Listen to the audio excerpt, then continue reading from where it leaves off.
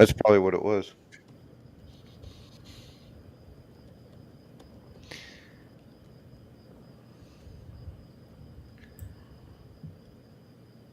Yeah, the movie scene's got to be muted. That's what it is. Yeah, so we're back online. We'll see if we get anybody. I just typed. I put in there. We started a new stream.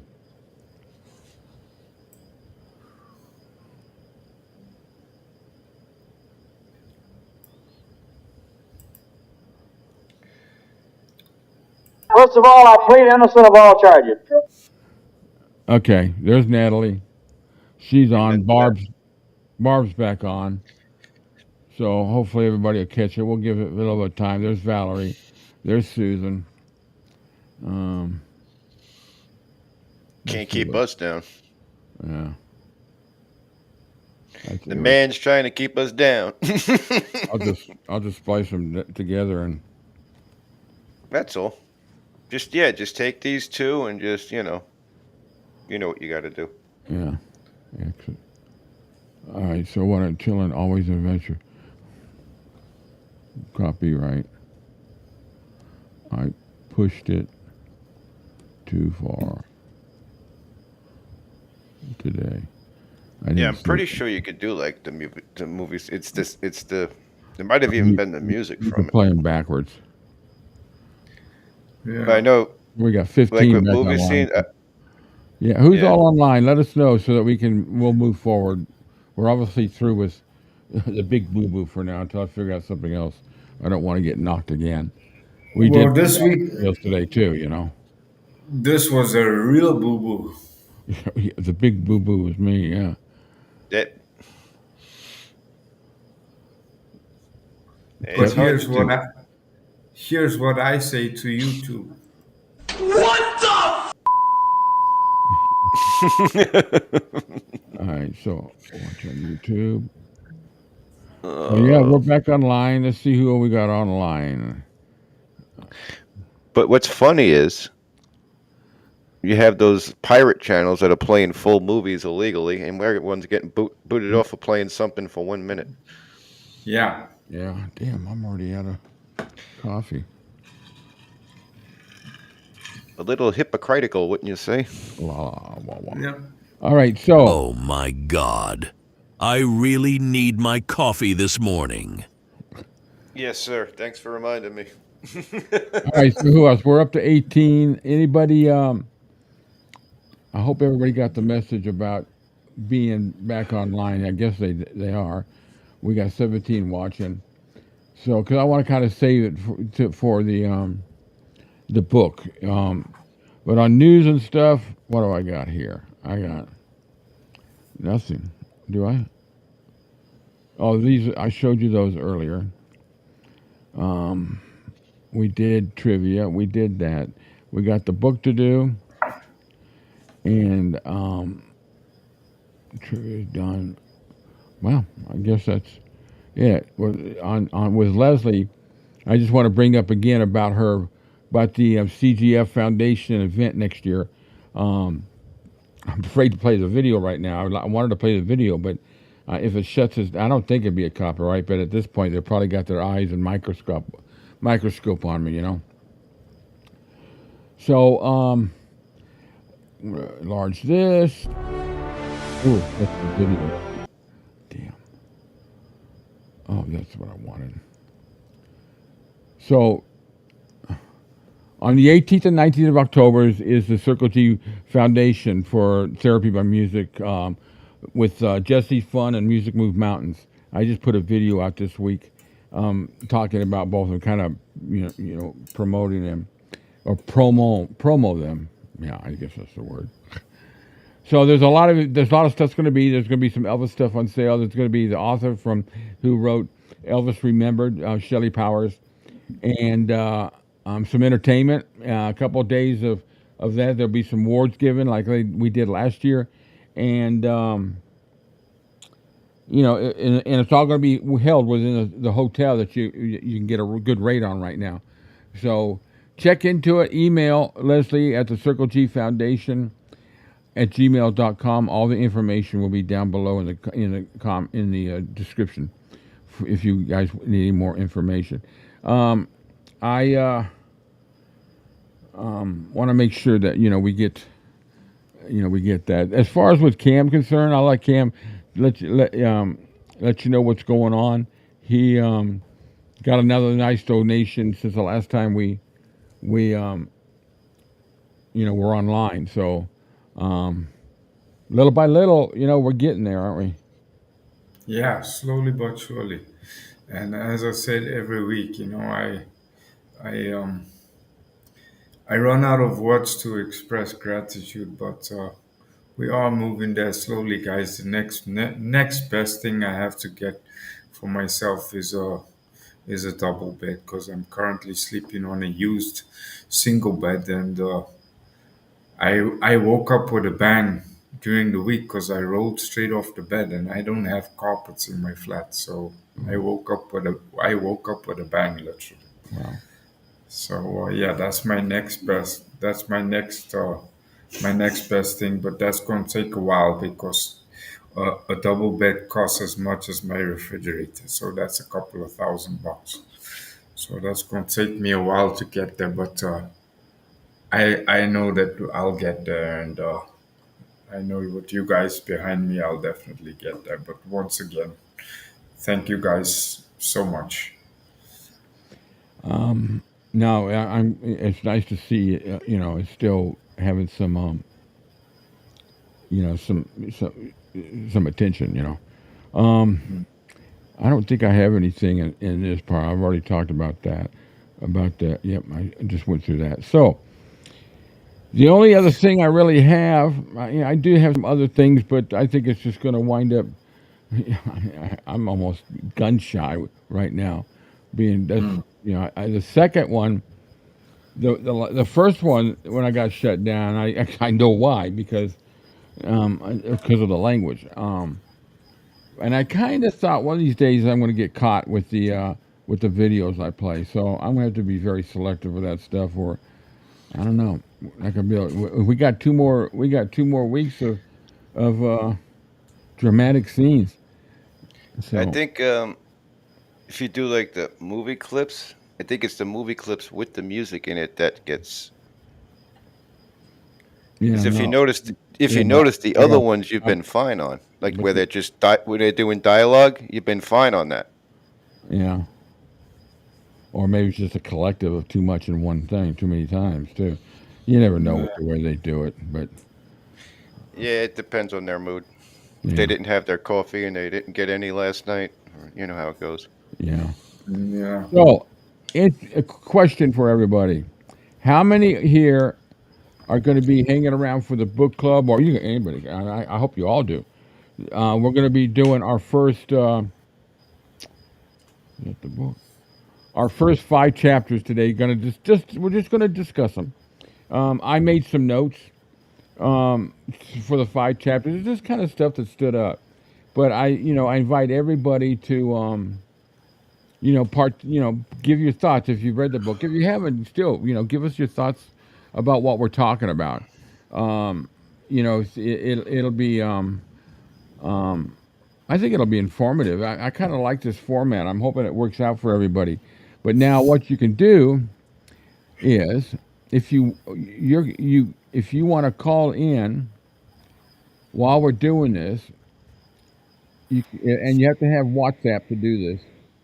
You can call me, and you'll be right online vocally. It'll be an audio, no video, and we'll have you live. It's just like what they do on Steve Show. Somebody calls in. I'm using WhatsApp, and What's that? so that's the number down below for WhatsApp.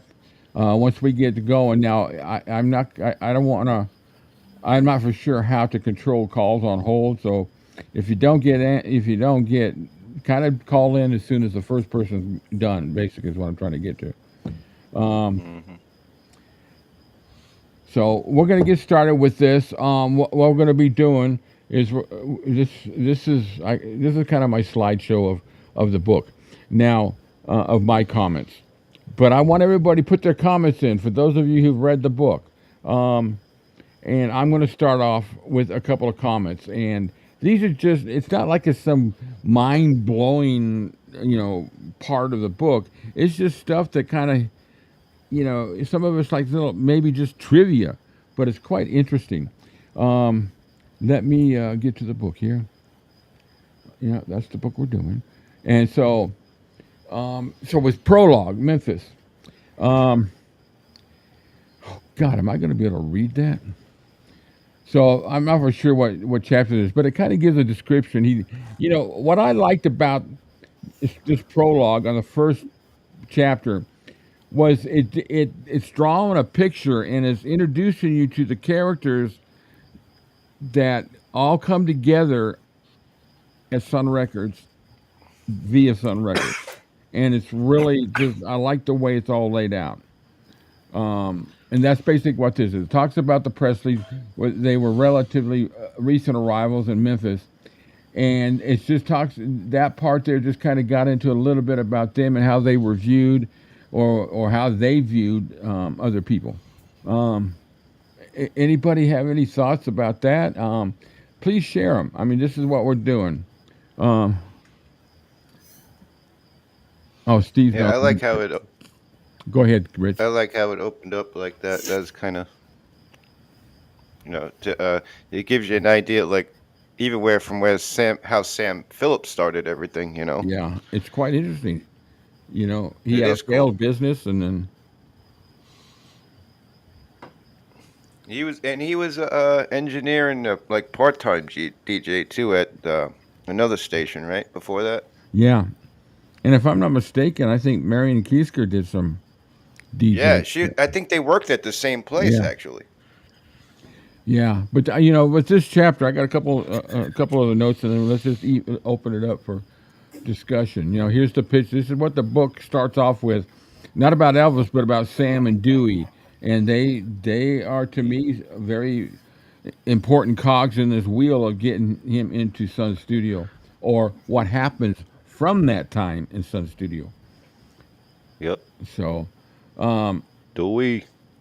and this just talks about when he was a kid and he used to go down to Beale Street. He said we got in at 5 or 6 o'clock in the morning. It was pouring down rain, but we just drove up and down. It was so much fun than I even envisioned. I don't know if I can explain it to this day. My eyes had to be very big because I saw everything from winos to people dressed up to fit, to kill, young, old, city, everything, and that was the impression he got. Yeah, Tracy, you're right. The picture, I never. It's been quite a while since I read this book, so a lot of this stuff is new to me again. And this whole first chapter, it was like in the analogy in this analogy of Sally Hodell's book, where she builds the basis for the whole thing, and he does it so. I don't know. I don't know if you can call it elegant. Lesley, see what she says. I thought the blurb on the back when it referred to the book being a plausible narrative, meaning it isn't the gospel according to as many other books like to make you think. And that's what I said all along too. I Good I point. agree completely with Lesley. Good point. And Yeah. in the beginning of his book, he makes that point too. He's like Yeah. anything like that I've found, that could be not the truth tomorrow. Right. Yeah. And but to this date I haven't found a more trustworthy on the facts, even though I know some are some aren't have been proven different, but they're not anything significant. Leslie, Elvis and Vernon. They should. Go ahead, Rich. They Rich? should. Yeah. Do you think they would do a movie based off of this book? Oh, I don't know. I don't think they could do the book You justice. think that's a? Yeah, I don't Yeah, I think mean, they just could like do the book justice. according to a movie, This is one book that I don't want it to I'm get the just. Hollywood treatment because it kind of just distracts from it. But No, I'm just. yeah, no, you're right. Everybody's got an opinion about it, and that's a good one. Um, you know, um, Yeah, I mean that's why I'm looking forward to the Colonel book, because I think we're going to discover some things that were all just, what do you call it, water cooler talk, But yeah, it's Hmm. all just too much to cover. But that's my thing on chapter one. Anybody else? Just remember, you can call in too if you just want to give a quick comment. But that's on WhatsApp. So next week I'm going to have it set up to where you guys can call in from. Well, that's incurs charges too. But if you don't have WhatsApp, you can call in through Google Voice, and I'll have that together for next week. So I don't think I have any more things. So that's chapter one. What is any more comments, Tracy? The part about it being mainly white teenagers who has discretionary income to buy the race records that they were exposed to on Red Hot and Blue Dewey's show. Yeah, that was a good point. It's kind of, if all these people that scream out racism, they don't read anything about them. So, Susan, not yet. Well, I mean, you could try. I'll see if it comes through. It should come through on my phone. If it comes through on my phone, then yeah. I mean, give it a shot. 1-330-333-2583. Um, for those of you in the States that doesn't have WhatsApp, I don't know if it'll go straight to voicemail on you, or I don't know if I have it set up properly here on my phone. But any other thoughts about chapter one while we're doing this? I just thought it was a great. It wasn't just like, well, Dewey was here and he worked here, and Sam was here and he worked here. It shows the whole workings of them getting together, how they got together, and I've seen documentaries where they say that Sam was Dewey's brother, and so when I hear that, it's just like, Yeah. I'm done with this one. Uh-huh. As soon as you hear that, you know they don't know Yeah, No, they're asking their elbow. he's got a very holistic way of talking in the book. He doesn't just leave it up to your imagination. He actually sketches out the picture with all the relevant back information yeah, so that the story Yeah. he's That's a good telling makes sense. yeah. that's a good way to put it. Susan's got a comment about that. I thought the description of Elvis as a boy, adolescent, were input, okay, to show his character even then, because that is who he was an adult. And yeah, you know what, Susan? I thought the same thing when I was reading. I'm sitting here thinking, I'm actually, I'm actually picturing, and I've said this before. When I read a book, it's a movie in my head as I'm reading it. I don't know if anybody else really does that, but and so I do that. I see the faces. I have people. I don't have. It's not like I say I have Hmm. actors playing, but I have people in there, and by the descriptions is what they look like. I didn't do Yep. drugs growing up, so I don't know what caused it. Uh, but that's just the way I do when I read a book. And so I'm sitting here reading this, and they're talking Hmm. about the insecurities too that he had. Hmm. You know, um, Yeah, yeah. And that was something that brought it to my attention too, is that everyone knocks him for the way he was a womanizer and all the rest of it.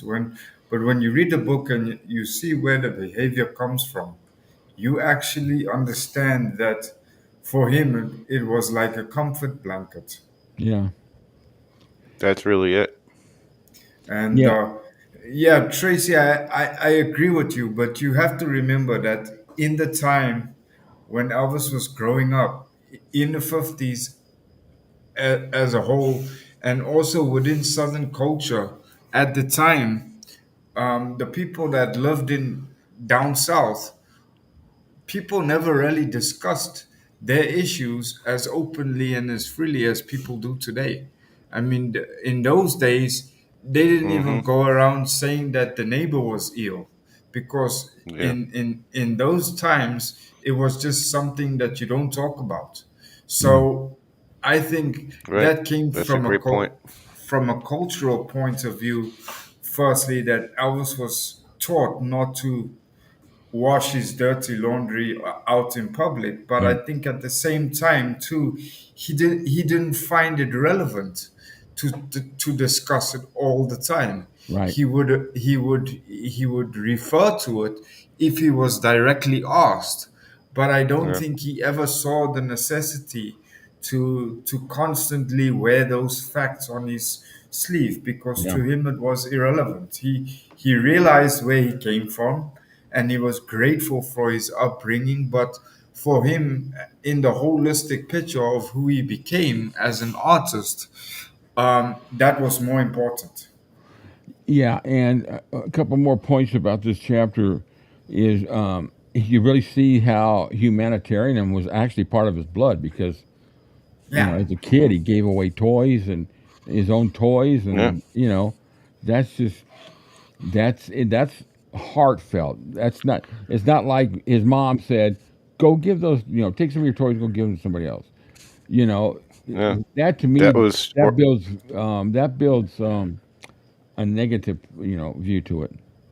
yeah, and I don't know how true the story is, but what was it? It was in the Generous Heart documentary. George Klein was saying how now back then when Elvis was just a little boy, there was like so much racism in the South. yeah, But I think George told the story like when Elvis was a little boy, he would he was sitting there, he was eating ice cream, and there was a African American boy sitting next to him, Yeah. and he didn't have any, so Elvis gave him his. And this was in the middle of all that racism going on at that Yeah. point. Yeah. So what does that tell you about yeah, Elvis himself? Yeah. yeah, Obviously, I haven't gone all the way back through the book again, but I just remember that chapter having the biggest impact. It was to me, it was like, the book's the main meal, and you got the dessert at the end. But at the beginning, the appetizers are what's going to tell you whether you're going to enjoy your meal or not. And I yeah, think, I can't believe I'm using food as an analogy. I don't usually do that. But, you know, that these especially the prologue, but these first 5 chapters just reveal so much about them. To me, it makes it even more real than just little stories here and there. Like Vernon went to Yeah. prison and whatever. Elvis screamed and wanted to. All these freaking stories that they have out there. yeah. And like Susan has a good point too. And I think that's one of the things that irritates me about the music business today, is that you find a lot of them that start out they nothing, they nobody, but as soon as they get to a level of like a Taylor Swift or a Avril Lavigne or Britney Spears, it's like their head literally explodes overnight, and Yeah. then you hear nothing other than them for the next 5 to 7 years, and then they drop off the face of the planet. Yep. Another good example is Britney Spears. She came out and everybody was hoo-ha screaming and shouting, oh, she's going to be bigger than Elvis. And I said, even back in those days when she came out as a teenager, I used to tell people, yeah, she'll be around from 3 to 5 years, but within 10 to 20 years from now, she'll be a nobody, she'll be forgotten.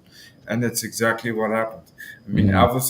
Elvis has been gone now for what, 47 years, nearly 50 years, and his fandom is still growing every single day. Yeah. So that tells me that back in the day, people that became musicians really became popular and had popularity because of their God-given talent, not because of the money they can pour into the marketing machine, which is basically Yeah. what happens today.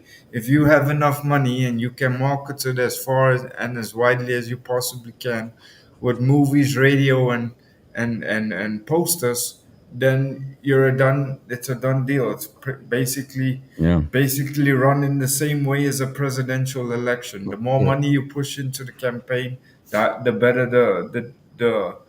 the person's going to do. And unfortunately, in my opinion, that's what the music business has become today. And Hmm. with things like Pro Tools and all these auto tune Yeah. softwares and all the rest of it, we don't have singers out there anymore that have rare natural talents. I mean, we've proven it a couple of times within the studio. You take out the music and you leave Elvis's vocal there. His vocal is good enough to carry the whole song. Yeah. Take a song from somebody popular today and take the auto tune out and the pitch correction out, and you'll probably find those people can't sing worth a damn. And in 90% of the case, that's actually the truth. They can't sing worth a damn. Yeah, well, I compare the two, and we'll get moving on here. But yeah, you're right, Cam. I agree with you 100%. I look at it this way: everything, Elvis being the master of it all, everything in music, good, bad, or ugly, and I'm going to go from the 50s until Elvis died. Let's just cover that period. We're talking about Stones and Beatles, all the music, all that together. Everything was real. There was Yeah. no digital, no computer. Everything you No. heard was actually coming from a person, It whether was it's a guitar. skill. Yeah. Yeah. Unfiltered. Yeah, was totally skill- unfiltered. And look at the quality today.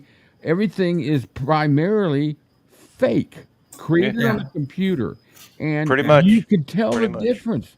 You could just tell the difference because Oh, big all the time. background shit they put in there, and of course, the sampling and stuff like that. Don't sit there and tell me that Elvis stole somebody's music when you're sampling other people's music. That's BS. Right. But anyway, I just find the two totally different, and I prefer real music. Now, there's a few country bands that I like. I'm not a real big fan, but when they record with real instruments. They may throw effects in the back and all that, and it's told. But I can tell you right now, I don't care if I've never heard the song before. You put it on the record, I'll tell you whether it's all 100% real or it's fake. And the problem with the world today is everything's freaking fake. It's I know this a little bit off topic, but it illustrates my point. I don't know how many people out there listening to us at the moment are aware of a guy by the name of Ray Peary, right? Now, but for those guys that don't know, Ray Peary is what at the time he was one of the best South African musicians, black musician, and he was part of the group that played with Paul Simon on his Graceland album. Graceland album, yeah. Wow. And Ray Peary was discussing the whole concept of, because obviously Paul Simon had the same kind of kickback that Elvis had in the 50s when he worked with Ladysmith Black Mambazo on the Graceland album because of what was going on in South Africa at the time. And the project was being boycotted before they even started. And Ray Peary himself said the same thing. He said music is a universal language the world over. It's not a case of anyone stealing from anyone else. It's a case of somebody has an idea within the band and somebody else comes with that idea and they expand on that idea and they refine the idea Yeah. and they put it into a package that's attractive for everybody else to enjoy, and that's exactly that. So this whole thing about Elvis stealing the black music and all the rest of it, there's black artists today that have no bones about the fact, saying that they copy a lot of their performance from what Elvis used to do. Yeah. So how come it's not stealing if the black musicians come and they take a little bit of inspiration from Elvis? Then it's not stealing. But as soon as a white guy does it, then it's stealing. It's like how In my eyes, he was never stealing anybody's music. He was celebrating it. Well, Exactly. once he paid the royalty, which he did every That's time. it too. He always How are paid you the royalty. stealing from something when the original artist is getting Yeah. residuals from it? Yeah. How is that stealing? Most thieves pay for what they steal. So, all right. That's chapter just- 2. Go ahead, Rich. No, to me, that's always just been. It's an idiotic point of view to say that he was stealing anything. Yeah. So here are my thoughts on chapter 2. Oh, God, we're going. I hope you guys can hang around. So, we're about to go to 22. So Tupelo above the hallway. This is what found me interesting because I never really wondered, because I think Elvis died knowing where Jesse was buried because of this comment. Elvis was said to have frequently visited his brother's grave. As an adult, he referred to his twin again and again, reinforced by Gladys's belief that when one twin died, the one that lived got all the strength of both. And I'm going to tell you something. I personally know that offhand because my son, who's in the Marines, was a twin, and his twin died after 33 days. They were born premature, extremely premature. And Dylan is you could see he's got all of that. He's got he's got the double the strength of a normal person. And I'm not talking about muscle wise. I'm talking about everything else. So to me, that kind of that kind of stood out. Anybody got any thoughts on that? Because Yeah, isn't it like they feel like they almost like they have to live for two people, kind of? It's like a, Yeah. you know what I mean, that type of thing. Well, my son said that for the longest time until about 11 or 12. He thinks about his twin all the time. And I asked him Yeah, if he's ever talked to him. He says, well, not out loud. I said, well, there's nothing right. wrong with that. Well, if you want to do it out loud, there's nothing wrong with it. No, there isn't. I know that I've always believed in that. What's Lesley say? I know someone who went to Priceville Cemetery with Elvis. He knew where Jesse was buried, and I don't think Elvis ever. I know he never said anything about where, and I think that's good. It's just a sign that says leave him be. You know, yeah, I'm the star here, not him. It's not that he was jealous, but Susan, I wish the public knew he did manual labor in his jobs. He took on those jobs and wasn't given anything in life. His humble beginnings did show how he respected others and never felt comfort with elites. Yeah, absolutely. My next comment. What's that stupid scrolling text? Oh, that's the phone number. So for the most part, he failed to distinguish himself in any way. And reading everything, to me, that's true. At school, he was an average student, sweet and average, according to his teachers, and he himself rarely spoke of his childhood years, except to note that they had not been easy and occasionally to recall moments of rejection. With his father, toward the end of his life, he reminisced about the time Vernon had taken him to see his first movie, and we couldn't let the church know anything about it. The picture that you see of him with his third grade class, I remember seeing this picture too for the first time, and it struck me. Yeah. Shows a little boy standing apart, arms folded, hair neatly combed, his mouth inverted in that familiar pout.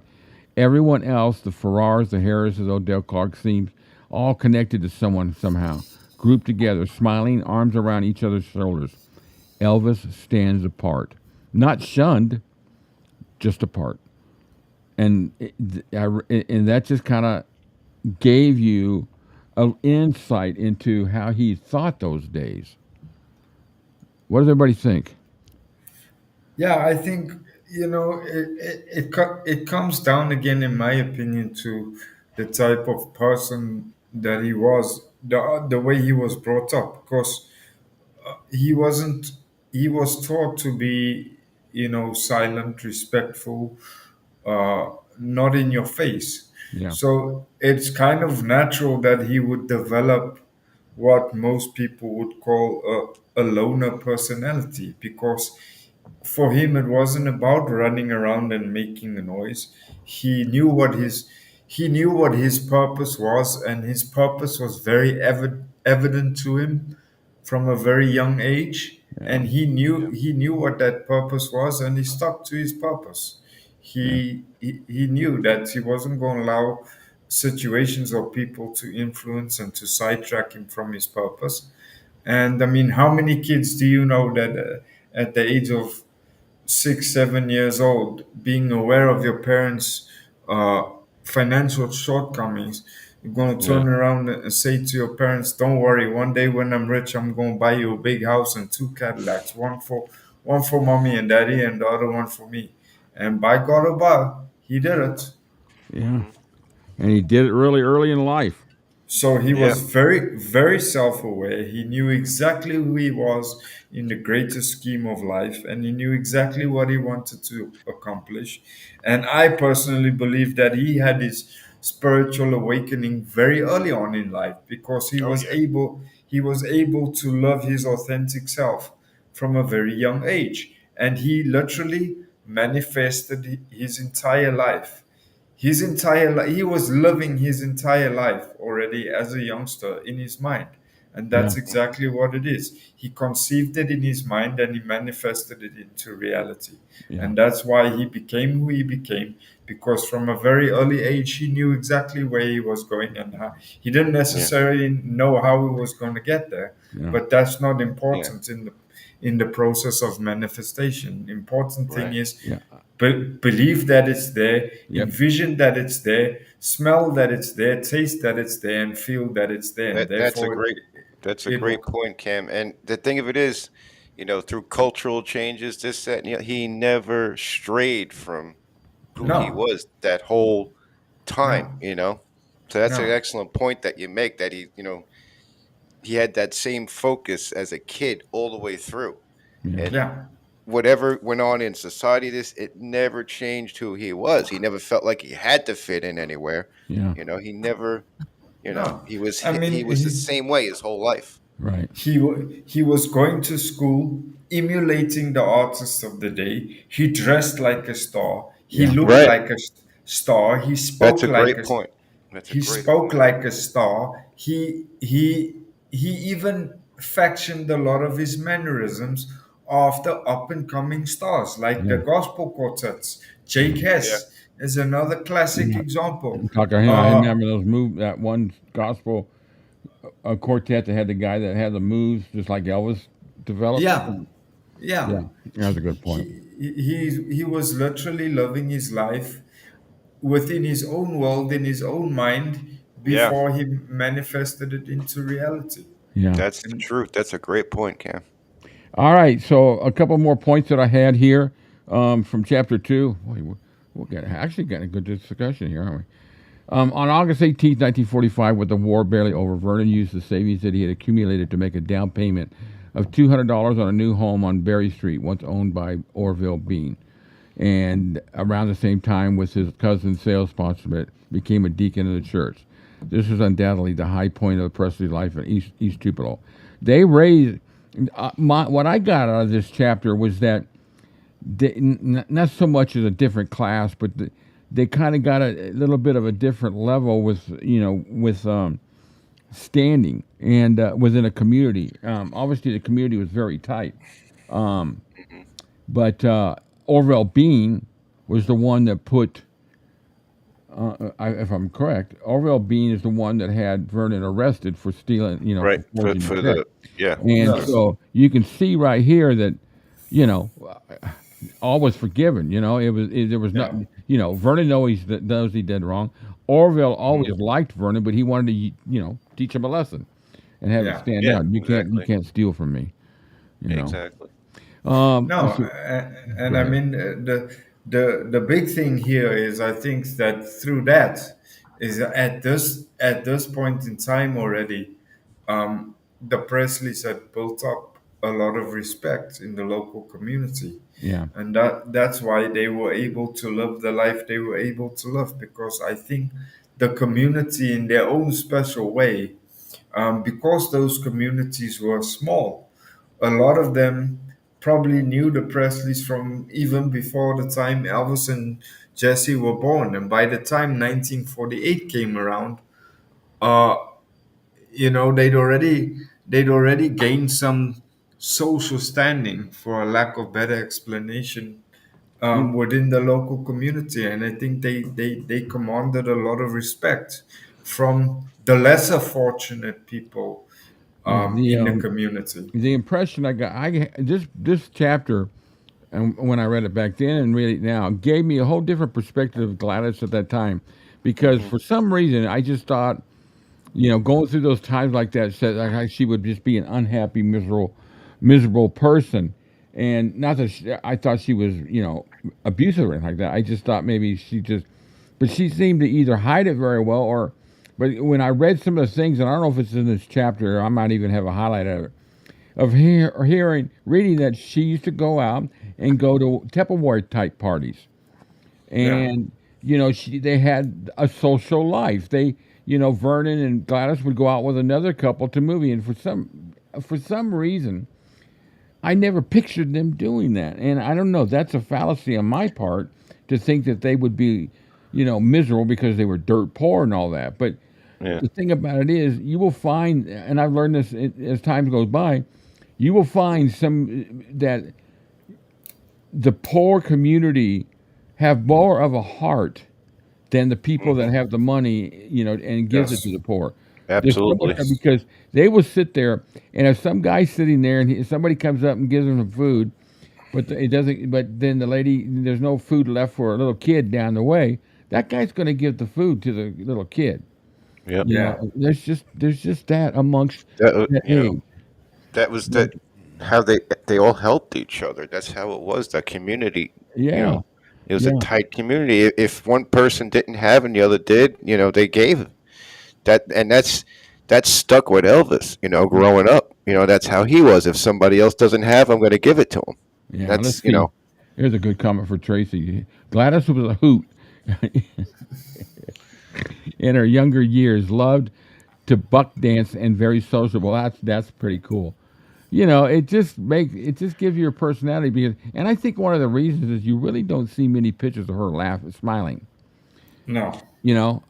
There are a few that Yeah, there are a few. There's one where they did the professional portrait, and there's a right few others. at Autobahn Drive.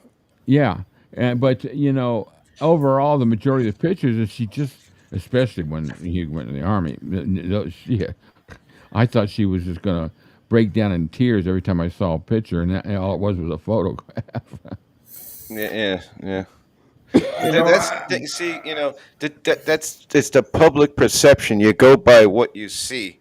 You got nobody was there for every single day of these people's lives. Yeah, We're no. going on public perception of pictures we see, stories we hear. You yeah, know, so for somebody to sit there and like in a movie or something and portray somebody as just like a neurotic alcoholic when they didn't yeah, even know them, when the people that made that movie didn't even know them, I yeah, think is horrible. yeah, You know, yeah, from what I know from Uh, people like Billy Smith, he said my aunt was the sweetest lady in the world. yeah. He says it all the time. He's like, maybe she had a beer here and there. Mm. Everybody does, but she was no raging like alcoholic or Yeah, but anything don't like forget, that. I'm a drunk and an alcoholic. I'm drunk You right know, now. no. But it's but like That's a joke. That's a joke. That was just a joke, son. but he did also refer to it in that same video, Rick. Rich, if I'm with you on that one, he did mention at the same time that Gladys did battle with anxiety and with well, stress, right. Well, and yeah, and but of she wasn't of like of course when Elvis went into the army, understanding now the kind of relationship they had, Yeah, right. um, I can see why she would take to alcohol to help her cope with the stress and anxiety. Because remember, Elvis spent his first night outside of the house at a friend's house at the age of 17. yeah, Right. So for the first 17 years of his life, Gladys was there 24 hours a day, and he was Yep. there 24 Yep. hours a day. And here we go. Now the kid's getting his draft papers. He has to go to the army, and he's going thousands of miles away to a foreign country where he doesn't know anyone. right. He's only taking a small group of people with him. And of course, now his mother has to deal with not only worrying about what's going to happen to him overseas, she now has a new thing to the mix that's called separation Yeah, anxiety. yeah. Especially with that kind of Yeah, that's relationship a good so point. close. But I Yeah, just that's a good point, Cam. But I just don't like how they make an overall picture of her No, being that way yeah, like yeah. all the time. Every I've no, never seen a movie of Elvis's where they didn't do that. They did what they call it creative. What do they call it? License, some kind of yeah, creative licensing, or somebody out there may know what I'm talking about. yeah, But Right. you're right. they do that, Chris. and it's just I just learned to, I just learned to just let it roll off because we know the truth. Yeah. We'll let never mind the defender take care of that. Hmm. So Hmm. anyway, so next, um, point I had was in East Tupelo, the Presleys had risen to a level of respectability, and that's what I was talking about a little bit earlier. In Tupelo, they were scorned like virtually anyone from above the highway as poor white trash. And we've read that. Well, what was it? Sam Bell told the story about Elvis and where they lived and what they used to do, and Oh, I then love that story. If you ever yeah, listen, you I know, love that story. yeah, and everybody that has been interviewed that went to school with him and all that. Yeah, They just talk. They talk about the separation in the social classes and all that. right. And the Presleys there. I don't think it was like raising in the class, but they got more respectability because of how they were. They were working hard, and they were. I think that's what. Oh, sorry, I thought I heard a tornado siren. Oh boy. Anyway, let's see, what was the next thought? It was in the 7th grade year that Elvis started taking his guitar to school every day. Elvis would bring his guitar to school, as far as I know, from the very beginning of the school year. At that time, the basement of Millen was like a recess area, and you went there during lunch hour. It was all open down there for the children to stay out of the wet and cold. Many times, Elvis and a boy named Billy Welch would play and sing down there, and we would stay inside. Wouldn't you absolutely love to have a recording of that? Oh Yeah. my God. Yeah. What do you all think? I never thought about the fact that he was getting together with other people at that Yeah. age. Yeah. It might sound a little like Milk Cow Blues Boogie, probably. Yeah, but that's cool. They had a place to go to jam and play Oh and yeah, absolutely. release. So many people say that he wasn't a guitarist, just a singer, couldn't play it. But you know what? He spent the first 18 years or whatever he got the first 10 years of his life playing the guitar and learning it. You learn a lot in 10 years. Yeah. He plays by ear. Yeah. He couldn't read no sheet music, nothing. So that's Well, he learned a lot from who? Oh God, what was the?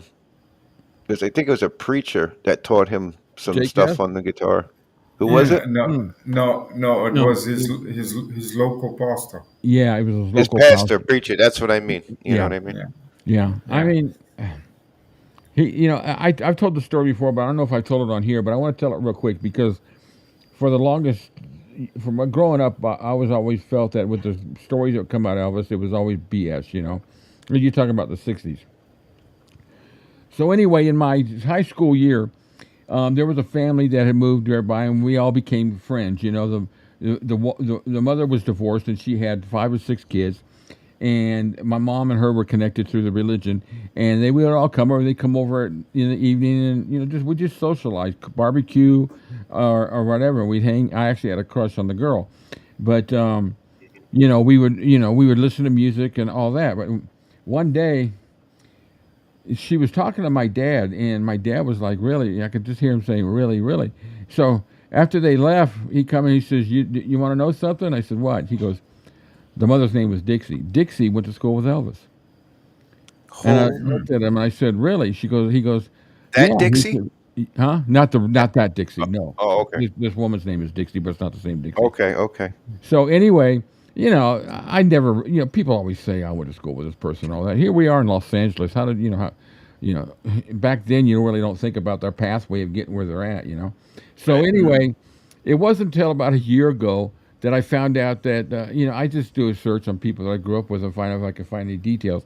And I come up with the girl's name, the daughter's name, and she lives here in Atlanta, and is married to a person who's disabled, and they do a lot of stuff for that. And she goes here. She's just a great lady, anyway. So I really liked her, but I found the obituary for her mother that she passed away during COVID 2 years ago. In the picture, it says graduated from Humes High in 1983.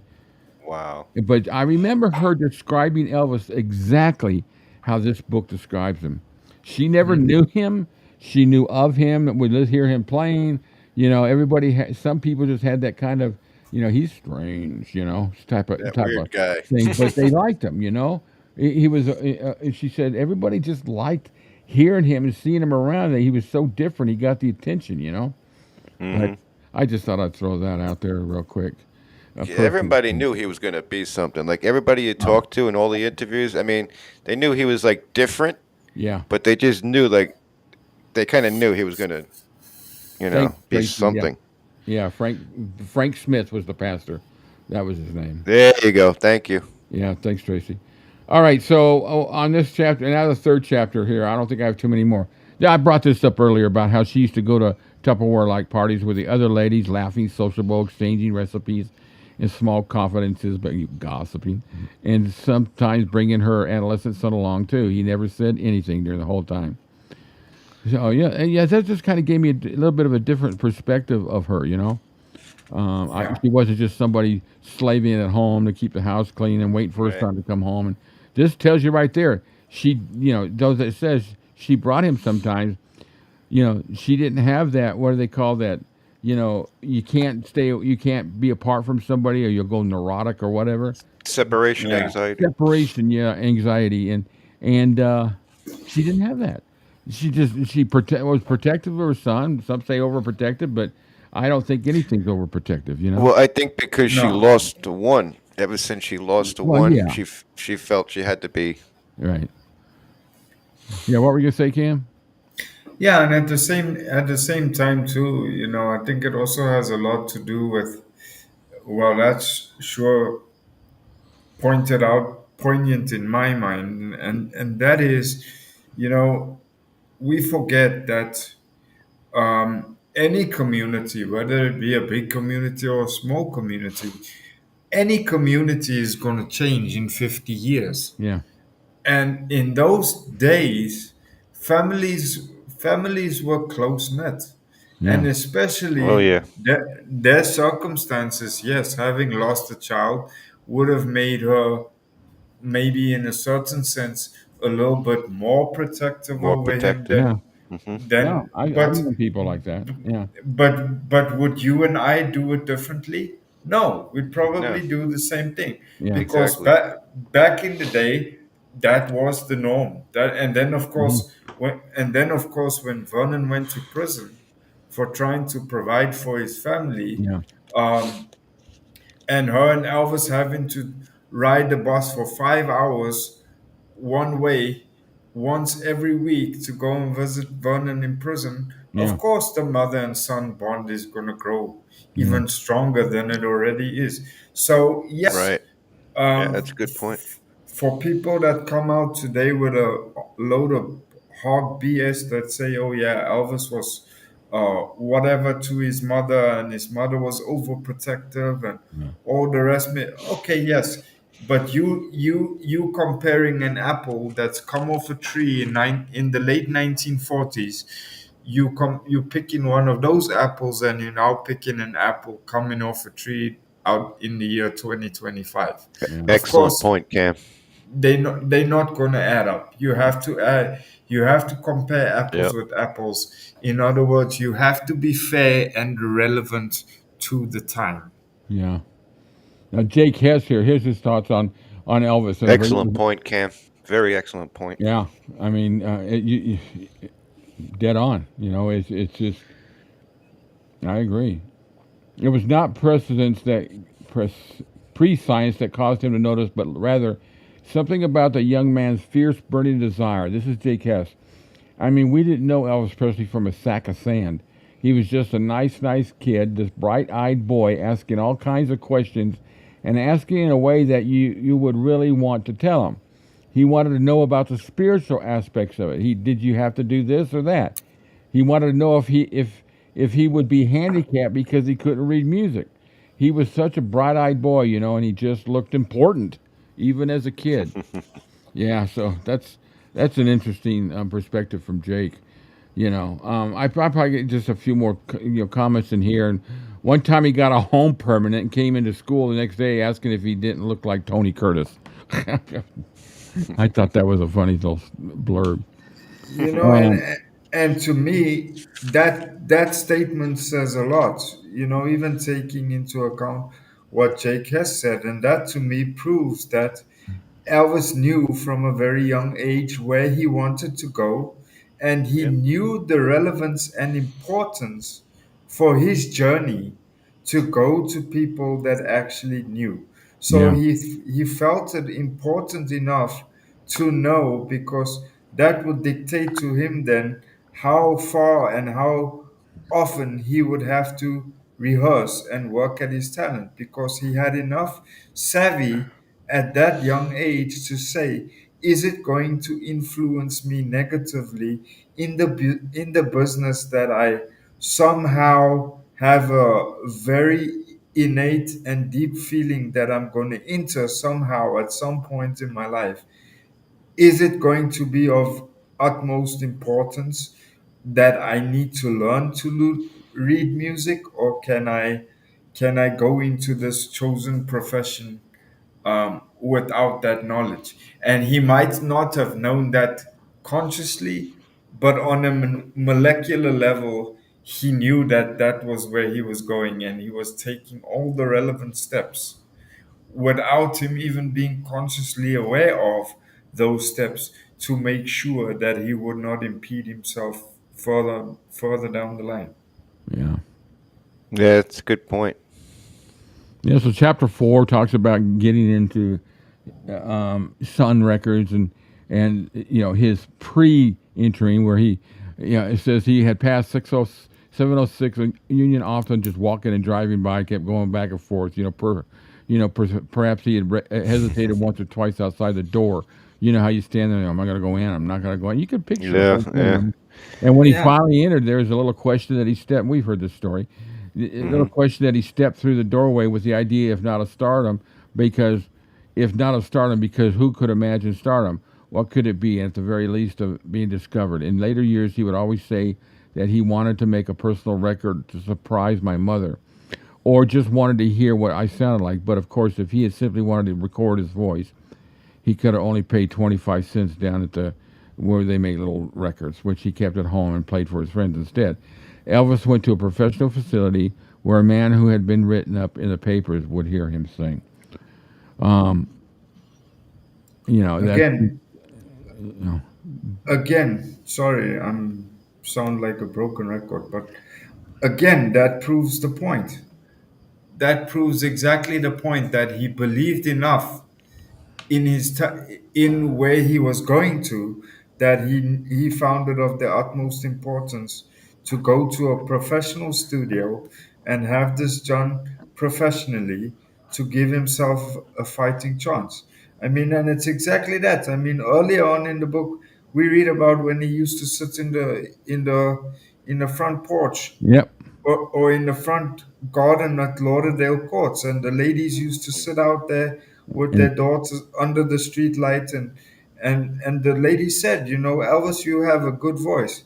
And he was modest, and he said, no, ma'am, I don't sing really that well. yeah. But you Yeah. know that he, on an innate level, already then, at some point, even though it was not consciously evident to him, he knew on a molecular level that he's going to go somewhere, and he found it important enough to go into a studio and record himself Yep. professionally, so that he had a good yardstick Yeah. to learn from.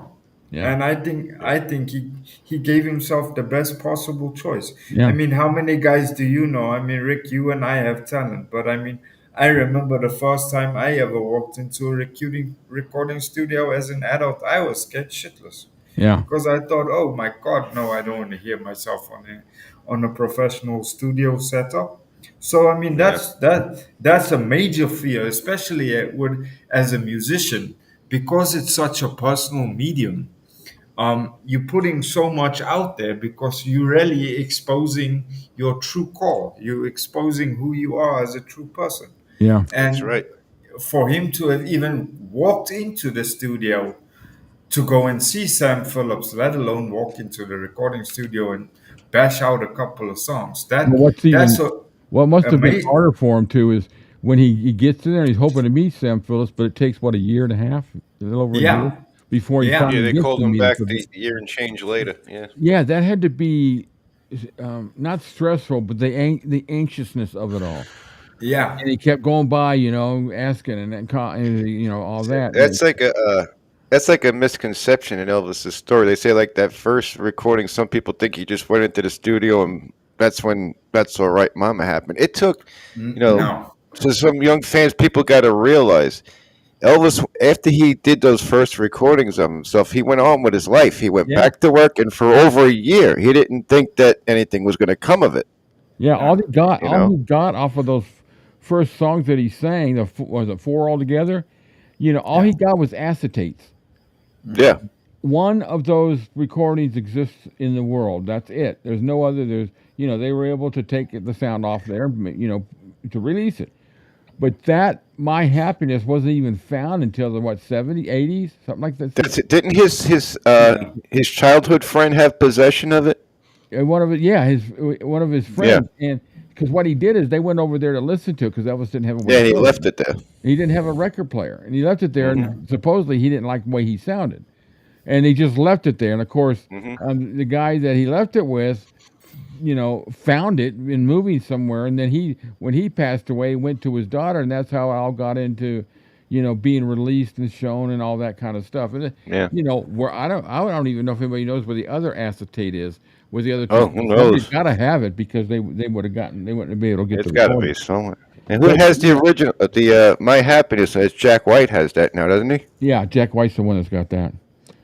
So okay, last chapter, Without You.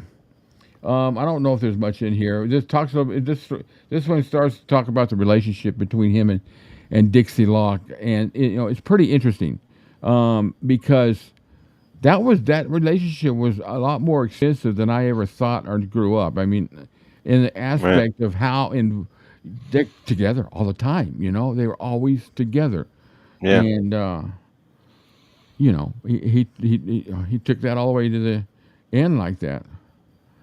And then the last thing, just kind of touch it because I never knew this, but just before he actually went in and recorded "That's All Right, Mama," one of the members from Blackwood Brothers was on a plane with another member of the group, Right. and the plane crashed. And when Elvis heard about, because he was close with the Blackwood Brothers, Jake Hess, Oh yeah. a lot of stuff, Yeah. and you know, so I'm sure that kind of thing had a big impact on him, and may have just changed his whole perspective. I'm not sitting around it, and I'm going to do something before I die, type of thought.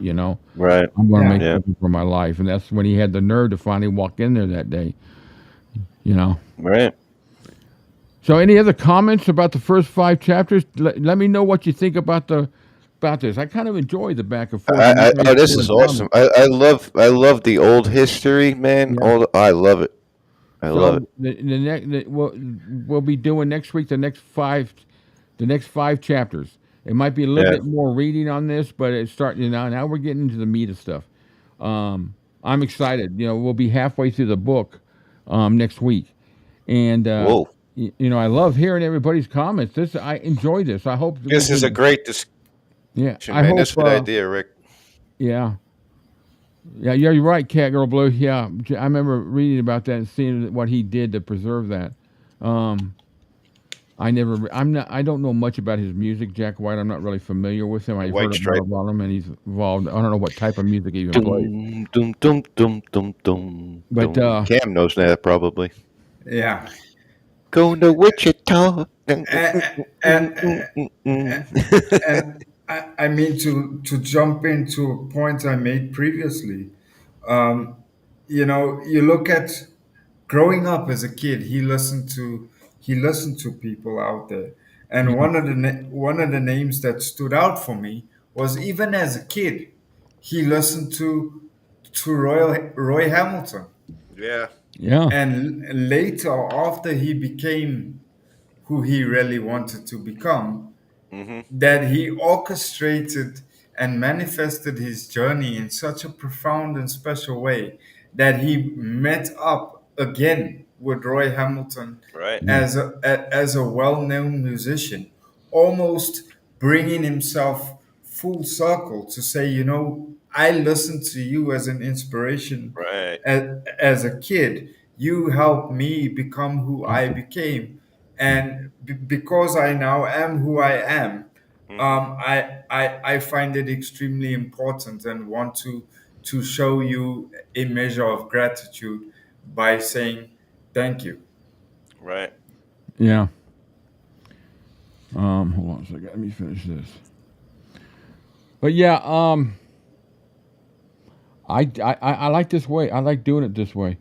I'm hoping that people will start calling in sometimes just to chat about it. It'd be kind of nice to, get somebody on. But when I play it back, I'll take a look at some things. Maybe,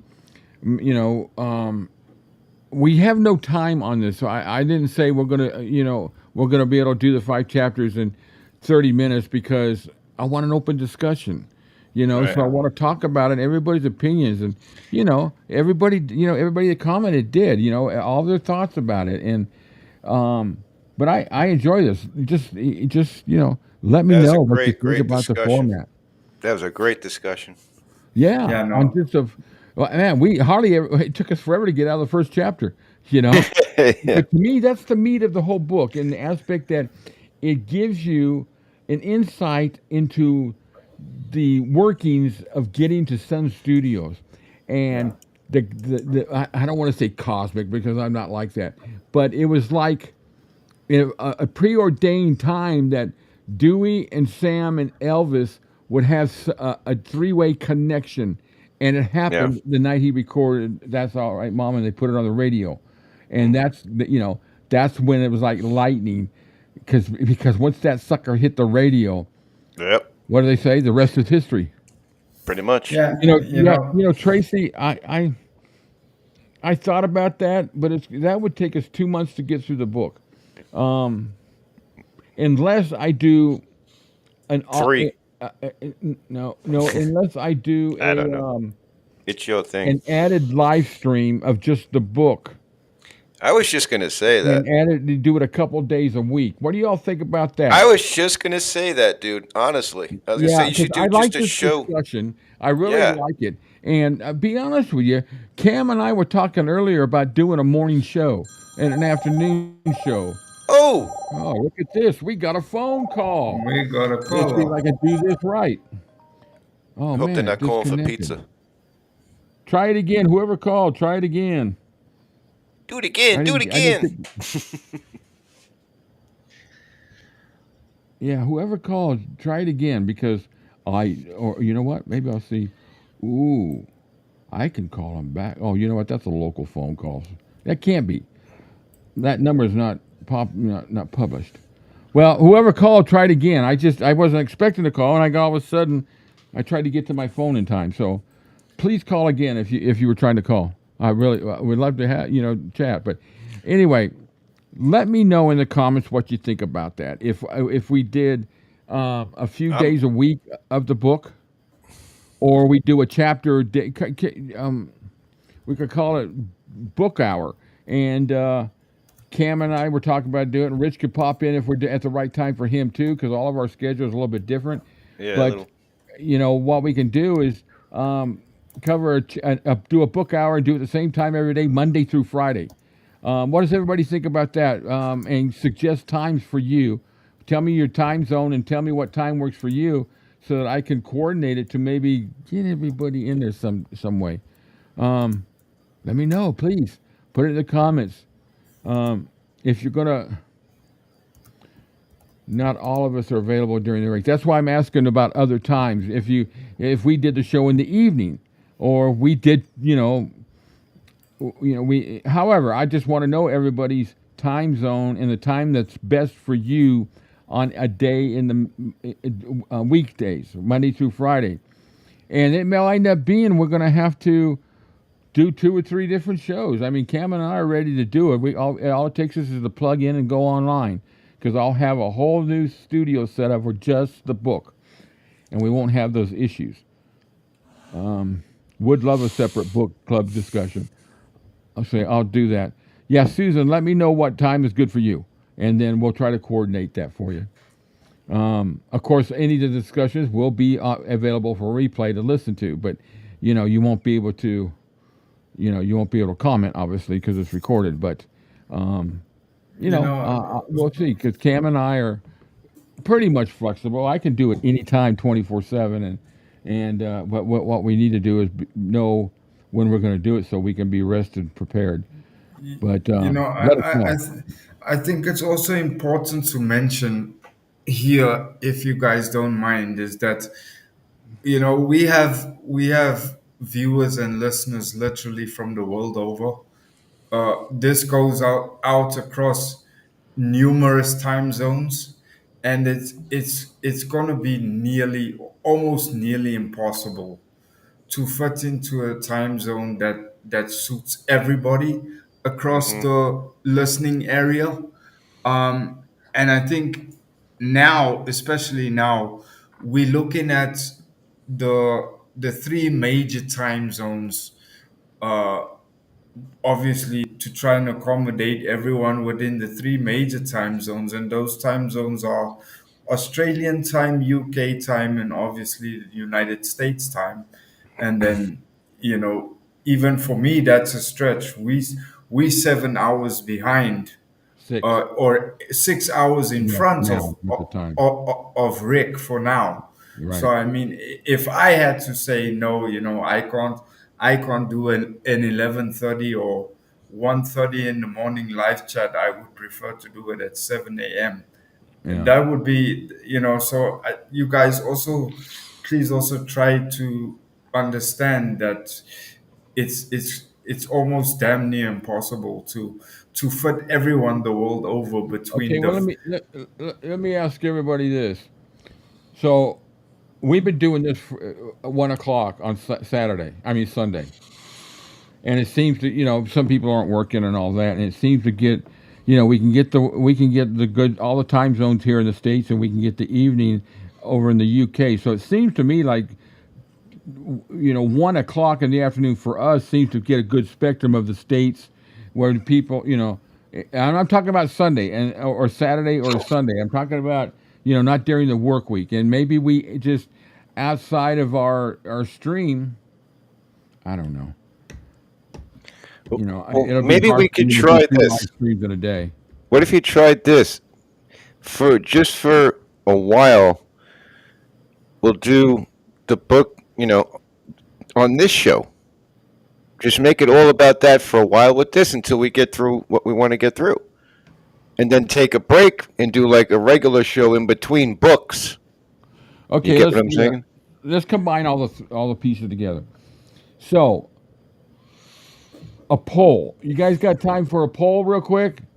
Let me create a little poll I'm here. not going to answer that question. I didn't think you would. Let me create a poll here.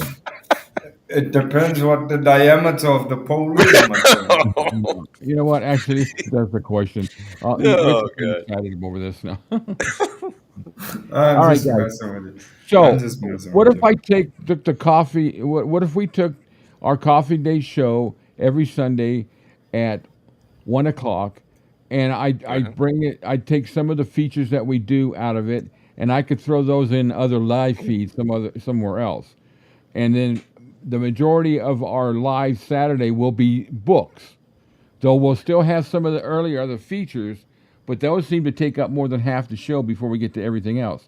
Hmm. So, I've limited a couple things. I could do away with the big boo boo and after and the dramatic scenes on this format on Sunday, Hmm. and we just do a chat with news and fun and do a little Right. trivia, Right. and then we move into the book. That's what I'm saying. So we get the Yeah, appetizers, then we get in the book. We do the So yeah, first hour like the regular show, and then the second hour we get into the book. yeah. yeah, hey Susan, no, we're trying to hopefully. Yeah, I think what we're doing is we're going to leave it on Sunday. Cam and I are still going to do like a morning show and evening show, and people can join us. It's going to be like our version of a demented Good Morning America show or something like that. Just a chat. We're going to try it for a week and see. I can get up. I'm usually up in the morning, and I could just do a quick feed for the morning, and we can do one in the afternoon. If people can get in, that's great. If not, then it just gives some people an opportunity. We could do it later or whatever. That Um, would mean. Hold on a second. We got to address something. okay. That would mean Well, you would cut into listen. Steve's show. Okay. No offense to him or anything, but we got to do what we got to do. Yeah, You know, I mean, anything we're doing is to run this show, and you know, I don't, people have their choice whether they want to hang around right. with the book review or not. Um, I I I don't want to sit there and just yeah, it's hard to say Steve, let's because put I it have this way. nothing Hold against on a second. whatever. Hold on a second. Steve's show still goes on no matter what we do. So, it's up to you guys what you want to do. We won't take offense if you want to go see his show, but we're going to do our show as long as we want to do it. It's an open platform. Okay. Don't take that the wrong way, but we got a show to do, and whatever we're doing, we want to do it as long as we want to. So if you enjoy Steve's show, go ahead, go watch it. But we can't be worried about who shows on what time. We have to do what we have to do. That's just It's what it not like is. we're gonna, we would never It's start it at 2:30 when he starts his. That would just be rude it's and no obnoxious. offense to anybody else, and we're not trying to step on anybody's toes either. But No. that's just the way it is. We can't be worried about other people and what they do with their shows. No offense to those people at all. You know what No. I mean? But that's just I, how we have to approach things. I thought Steve's show starts an hour and a half after we start. I think it's an hour and a half after we start. But I don't It's know. nothing. It's kind of a Don't subject. take this I the don't want wrong to way sit. either. I I don't want to sit here and try to. Um, our purpose of the show was just to have fun and go free for all. Nothing is Right. scripted in what we do. We put together the little trivia stuff and all that. That's I wouldn't say it's scripted. It's just a feature. But everything we do is just let it grow. And when everybody's when the conversation is starting to end, then we close it down. Yeah. Um, There's no I'm not. set time limit or anything. It's Yeah. I mean, if we do go to the format of two chapters a week, then I don't think we're going to have a point about that because, the first chapter took a while, or well, anyway, I want to keep it to some kind of format of I don't want to start the book and be stuck in the middle of a chapter and come back next week. I want, each week a number of chapters, and maybe two is the right one. Maybe two is good, and we just keep going. But the point about it is there's so many freaking books out there that I want to do, and at yeah. this rate, Peter Gronick book's going to take us to almost Christmas if we do Yeah. two chapters a week, and I don't want to spend the whole summer on one book. Yeah. I want to try to keep it as much as possible. So it's just a matter of me controlling it and streamlining it as we go, and try not to get off course of the book. I do that, and Yeah. everybody does that, and it's just, and we got to kind of bridle ourselves and say, now let's get back to the format, and that's my job to cover that. So You in can't. my opinion, I think the 5 chapters used up that hour perfectly. I think that's a good amount. Yeah. Yeah. That's Well, just my opinion. I tell you what, That's let's my just do this. opinion. You know, what we'll do is we'll do a chapter at a time, and then if in a 2 hour period we can get through 3 chapters, fine. If it takes only two, it's fine. If we get through four, fine. But Yeah. the thing is, we need to make sure everybody reads at least 5 chapters a week, and then that way we'll just carry over. I don't know. We'll try Yeah. it next week. We'll see how it goes.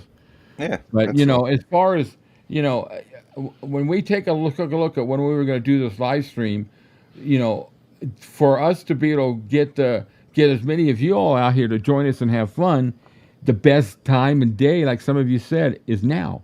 What we're doing now. We can't do it on this time on any other day of the week.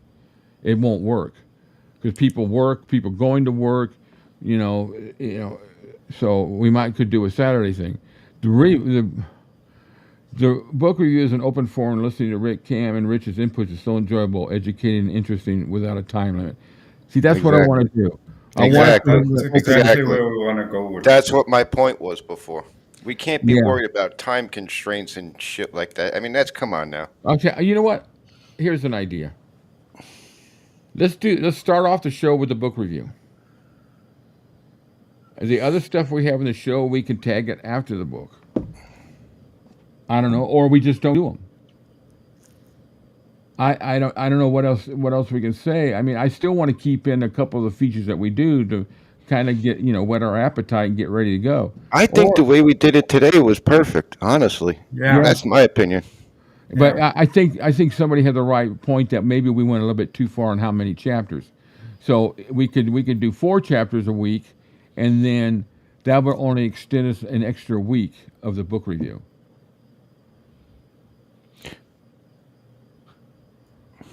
So,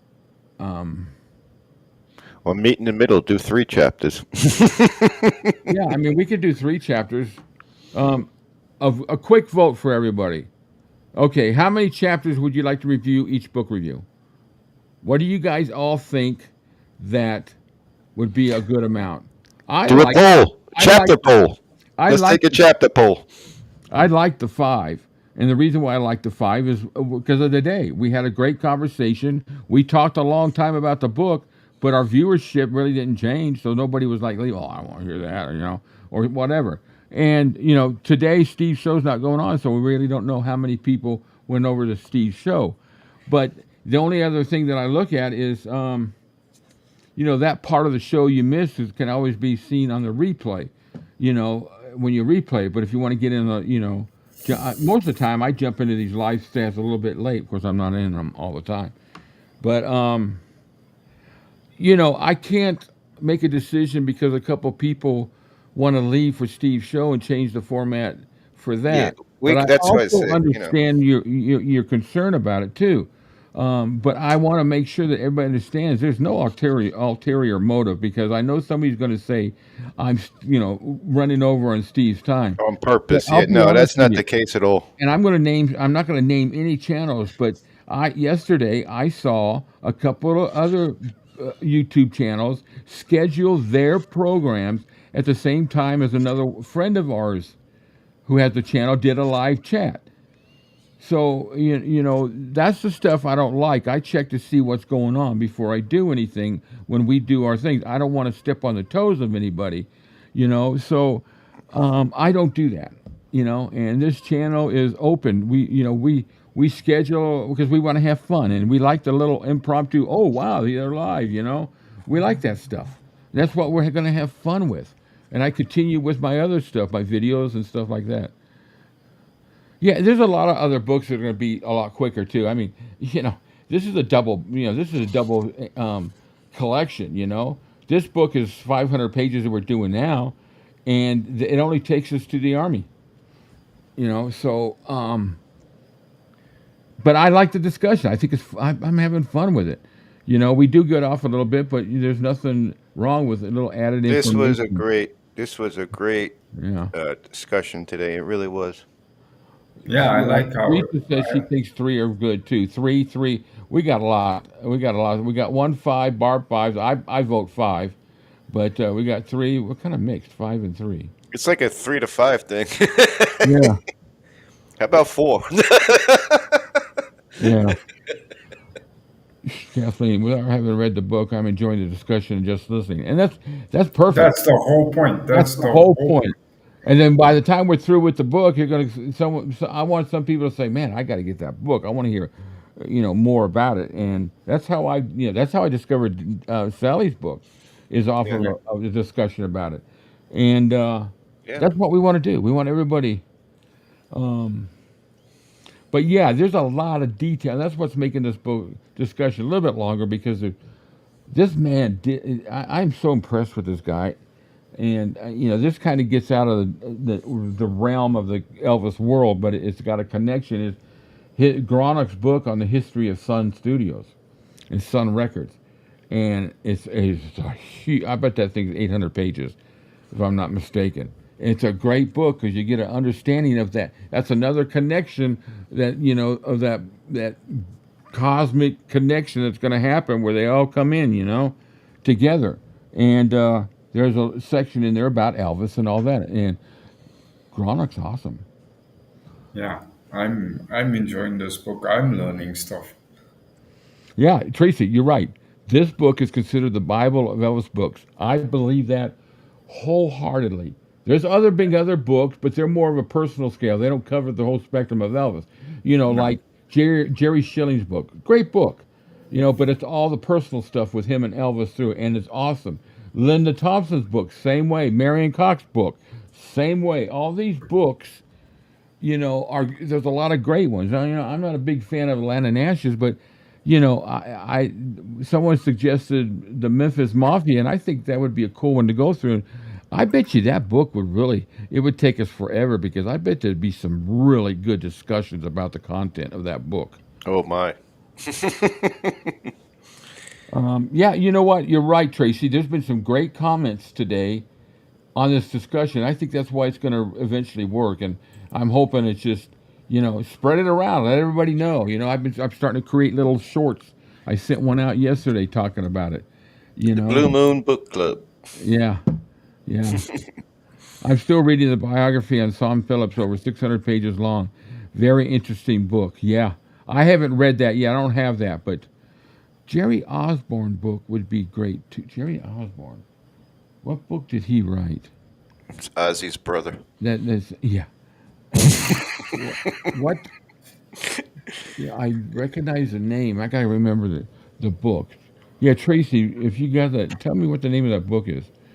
I never Wow. heard it. But if we do this way, we'll probably wind up just about the time where we can review. Well, I want to give everybody an opportunity to read the book or review it. It's up to you. But Peter Gronick's book on the Colonel, that's going to be one to talk about while we're going. There's going to be a lot of back and forth. But I will tell you to this day, unless somebody can prove it completely wrong, I take the investigation work of Peter Gronick over anybody else that's done research on books, with the exception of Sally Hodel, but hers is on a different spectrum. And Jerry Osborne, did she say? Gronick's book, Sam Cooke. Oh, I haven't read that one. I got to read that, Tracy. Just don't. Yeah, Albert Goldman made great doorstops. Warner Parker's is over 750 pages. Just beware. Yeah, I read that. But there's supposed to be a lot of stuff that's revealed from what was gone through of the collection of Mr. Colonel Parker. Colonel Parker. Boom, boom, boom. Yeah, me too, Tracy. Yeah. Well, you know what, guys? We haven't had any sound effects today. And I'm sorry. What the We are two wild and crazy guys. Yeah. Who's not? Who's not the crazy guy? Who's not? Yeah, it said two wild and crazy guys. One of us is not the crazy guy. That, I don't know. Yeah. I'm not even going to go there. He's so hot. Yeah, that's me.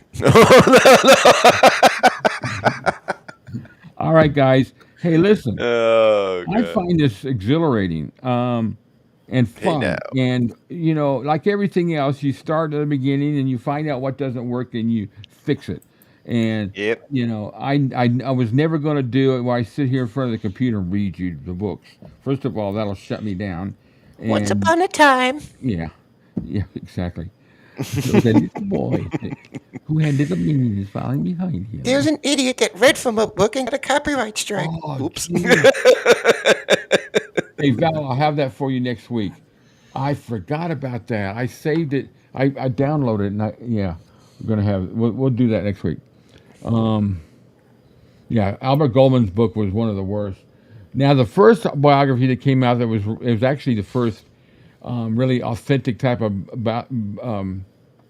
biography was the book Elvis by Jerry Hopkins. Is it Jerry? Jerry Hopkins. Yeah. Came out in 1971, and it's a great book, But I've got some books like I got the actual book that the Follow That Dream was based on. I got an original Really? copy. It's called something Quimpers. Oh, Pioneer Go Home is the name of it. That's the name of the book that the movie was based on. It's all about the Quimpers and what they do. I've got I did not know that. I've got a second issue of the book that Harold Robbins wrote, A Stone for Danny Fisher, which they made the movie King Creole out of. Oh, Obviously, I those just are learned books two that I things wouldn't today. review. But I've got Billy Smith's book. I've got Marion Cox's book. I got some really good ones. Ones I will not put up here are Elvis, What Happened. I'm not going to put Elvis and Me because no matter how hard I try, that will turn into, a bashing, and I don't do bashing here, not No. not unless they deserve it. I want to review the comeback special Mm. book, and there's some photo books and all that. We'll share some of that, but I'm very careful not to put up anything that would avoid a copyright. What we've done today is perfectly allowed by YouTube and the copyright is that we're doing a review and a discussion. So, Valvis, thanks, Rick. I'm just kidding. Yeah, but I remember you bringing that up. So, no, definitely the theme from X Files.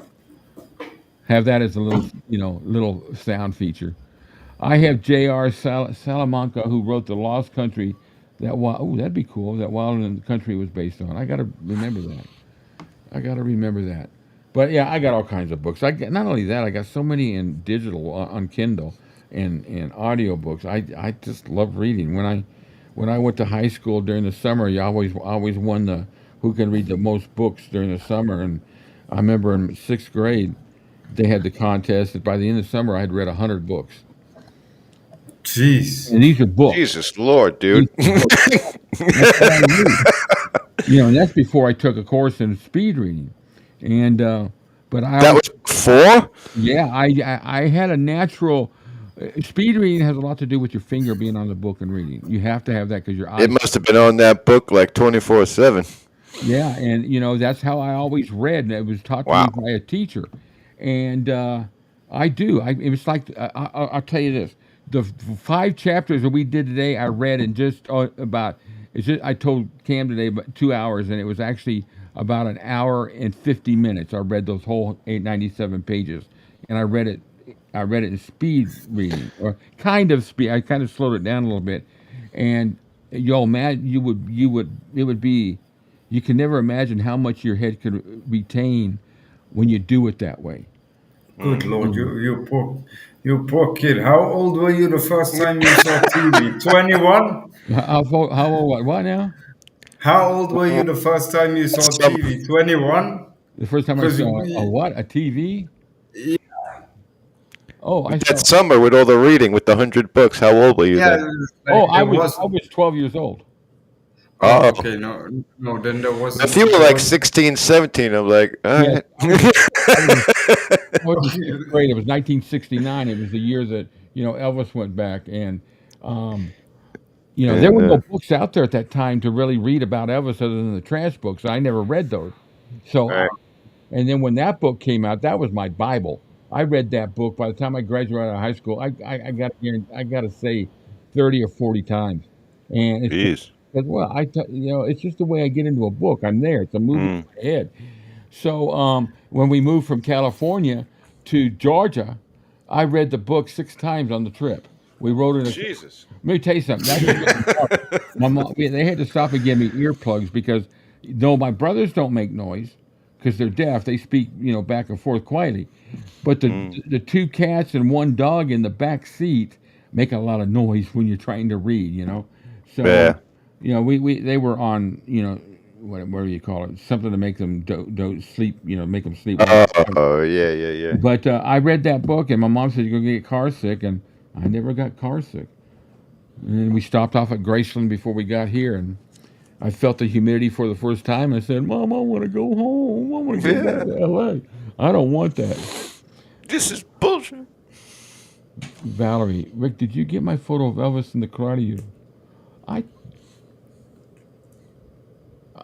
don't. You know what? I'm sorry, Valerie. I'm not for sure. When did you send it? Elvis in the Karate. Oh, yes, I did. Yes, I know what you're talking about. You know what? I'm going to share that next week. It's a great photo. If to anybody who wants to share a photo they have they think is special, email me. All Elvis-A-2, the number 2, Z at gmail.com. Last week. Yeah, I got that. Here, I'm gonna. Well, PG read it, of course. Well, yeah. I would hope so. I really don't want to see Elvis naked in a. No. I wouldn't. I'm sure there's a lot of people out there would. Oh, yeah, no, they wouldn't. mind. They wouldn't mind. Well, yeah, Susan, over there. Okay, Susan sent me one. Where is? Yeah, there it is. Let me do this. Yes, that's a great picture. I saved that on my computer too. Let me put it down here. Desktop. Right there. It's going to be on the screen in just one moment. Here we go. All right, media share. Desktop. There it goes. Hurry up, catch it. There it is. That's the picture. That's kind of a cool picture. Everybody was kung fu fighting. Yeah, I downloaded that on my desktop and I forgot to upload it today. I was so focused on this book club, and I really didn't read the book and the 5 chapters again until Saturday, after our premiere of the Inside the Studio. And so there's so much I did the last 3 days to get ready. I discovered a cool picture of Lisa Marie wearing Elvis's leather wristband watch from this. Ooh, man, yeah, you got to share that with us if you'd like to. It's up to you. That's a cool picture. Or yeah, Judo chop. All right, so we've kind of got thoughts from everybody about the book club, and it's going to be a work in progress. So next week we'll do the same thing. Mm-hmm. I'll cut a little more features out, shorten them up or whatever. Instead of doing 7 or 8 questions on trivia, I'll just pop out 2 or 3 really tough ones, I hope. And then no more Big Boo for a while. We'll put that to the side, and then we'll talk a little bit about the foundation. And I just want to keep that in everybody's mind and share it with other people. And then the normal little discussions that we have, we'll have a nice opening, and then we'll kick right into chapters 6 through 10, and we'll just go from there. Or what we're gonna do, 3? We'll do 3 next week and see how long it takes us. Read 5, that's all. if you don't mind. Read 5. And if time's kind of flowing and we jump to a chapter, we'll just add them. So if we read 5 at a time, we'll just get in here and just start the discussion. Right. Because the thing of it is, we may go through chapters faster than others, so we could whip through 3 chapters without even knowing it. Yeah. It's like this book. There was one chapter that really wasn't that long. Had a lot of good stuff in it. It's the safe bet is for them to read 5 chapters, and then we'll go from there. What do y'all think about that? How's that sound to everybody? And we'll do between 3 and 5. Is that from the Gladiators? Yeah, I don't know if it's probably from the movie The Gladiators to put together. I got that whole thing on film. I need to kind of edit it a little bit and do kind of something cool with it and upload it. Wow. In Schilling's book, they talked about like the ending that Elvis wanted to do for that. It was like some crazy scene. Yeah. He had like an idea for that. It was like, I don't know, like on a mountaintop or something. It was like real. Can you imagine a movie from the imagination of Elvis Presley? Jerry was saying Elvis had this ending in mind that he wanted to use for the movie, and Jerry was like, "Wow." It was like this crazy scene or whatever. Wow. All right. So, Valerie thinks it's great. Great. So, all right. Well, listen, we're at an hour and 40 minutes. This is on the second half. That'll be Meds talking. That's great. So, I'm going to spice the 2 together like I did the other one, and I'm going to upload it on the video side. And, I want to thank everybody for joining in. I'm kind of curious to see how many overall visitors we had here, real quick. I do that every week after the show, but I think it was a bumpy start. But man, did we have a great show? Okay. Okay. This was a great show. That's a great discussion. That's because all our followers are great. All right. Well, we had 150 people pop in there this time on the second half of this, so that's cool, and it builds up. But we appreciate everybody. We like it. This is a great community. Yep. Now, there's one more thing I want to say, and it's anonymous, but guys, I do 2 things for charity from this channel, and I brought it up before.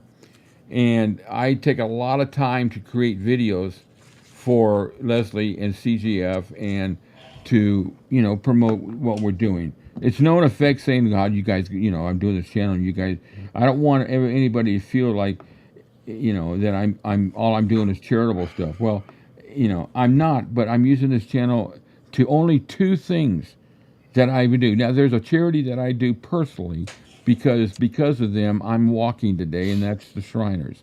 So I always give them money because if it wasn't them, I would have been in braces my entire life. So that's a personal one. But the charities that I only promote here are CGF, which are all in the name of Elvis and given in his name, the donations. And so I did a video the other day, and I'm going to bring this up with no name, but I think it was just absolutely ridiculous comment. But I put it up. It's all talking about the two charities we're doing, and then there's a comment that was saying, "Well, I kind of hope they get donations. Everybody should know that you don't have to vote, you don't have to give this," and it kind of went on that way. It's just like trying to shame anybody for making a choice. And that infuriated me because number one, it's all in the name of Elvis. I've been doing this since the day I connected with Lesley 3 years ago. And to say a remark like that, and I replied back, but if our two people, the two charities that we're doing this for, had read that comment, I hope they didn't. But I replied back, and I just told her, I said, this is totally insulting. And this charity is all about Elvis, and I've been doing this for 3 years. And I said, so I don't need comments like this. If you don't want to donate, don't donate. But don't sit there and try to mind control people into not donating and saying, well, I kind of hope they don't get donations, which shows your character. So if you're watching and you hear this, you know who I'm talking about. And it's just an embarrassment to the Elvis community for anybody to make a remark like that. You don't want to give? Don't give. I'm not forcing anybody to do it. None of us are. But, it's just, that wasn't Elvis-like either. That's not in the personality of Elvis. I would want to say As the that. saying goes, if you got nothing nice to say, Don't say nothing. don't say a damn thing.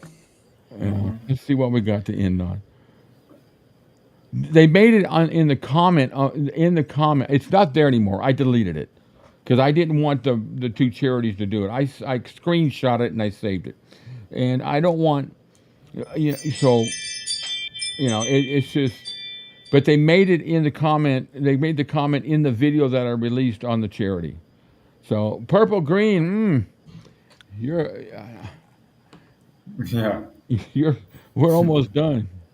Yeah, Better late than never. So I checked the time, and you guys are like 13 or 14 hours ahead of us right now. That's it. So it all changed, and I'm trying to get and I understand you guys are being changed. It's very confusing, I want to say it'd make me drink, but then I would be slandered all over this channel. It makes me just want to roll a doobie. Oh no, I can't. Well, say because doobie. you say shit like that, and then some people take it out of context and twist it any way they want to. Hey, that's a good one, Tracy. I forgot. Want to wish Billy Smith a happy 82nd birthday. Yeah, happy birthday, Billy. I'd love it if that wind is absolutely. Is that what that is? Well, that's the door. That's my Ring doorbell. I'm here alone all the time. I forgot Ron's here, and he may be going in and out the door. Chilling in Canada. Well, listen, guys, we had a great discussion, and I hope you all can join us next week. Listen to the replay because we really did go kind of out of the bounds, but it was all related. Everything was a discussion, and that's what I want with this book. I want people to think. I don't want them to say, "Oh, well, I like this part. This was kind of cool. Oh, I like this part." That's not that's that just doesn't cut it. I want an open discussion. Nobody's opinion is wrong. Nobody's thoughts. The only thing that I've always said is that when you get rude or nasty, you're gone. But if you have a view that's different than mine or Cam's or Rich's or anybody else, you have fine. that right. And on this channel, if anybody shames you for it, they're gone. That's Exactly. not, we are. That's what this world is missing today. People, Yeah. you're allowed to have a different point of view than somebody else and still love that person or be friends with that person. That's what got Absolutely. lost in this society today. Yeah, but I honestly, and somebody tell me if I'm wrong, haven't seen any book review on YouTube that did it the way we did it today. No. Nah, this was a fantastic discussion. I've seen it where people have little Zoom conference, talk back and forth and all that, but there was no interaction with the viewers. That's it. It's a one-way thing, and that people just comment on it. They don't take their opinions into account. Right. You know? What do you mean, purple green? Is the BMG upset again? No. We're good. We're good. Oh no! Why would we? No. Nobody. No, we're not mad about anything. We actually had a great show today. A very positive, happy show. Yeah, play it back and listen. We're gonna go. We're gonna kind of change the format a little bit next week, and the show's gonna be stronger towards the book review part, but we're still gonna have the little entertainment stuff. But we're Right. just gonna kind of shorten it up instead of lengthening it up. But there's no time constraints. Nothing's scripted.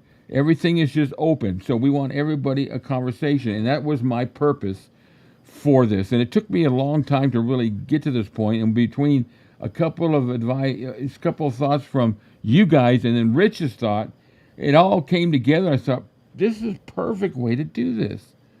Yeah. And then at the this end, is great. and then at the end, we could just have a real quick overall view, a review of like, I think it's a 9 out of 10, or we'll do a poll like that way.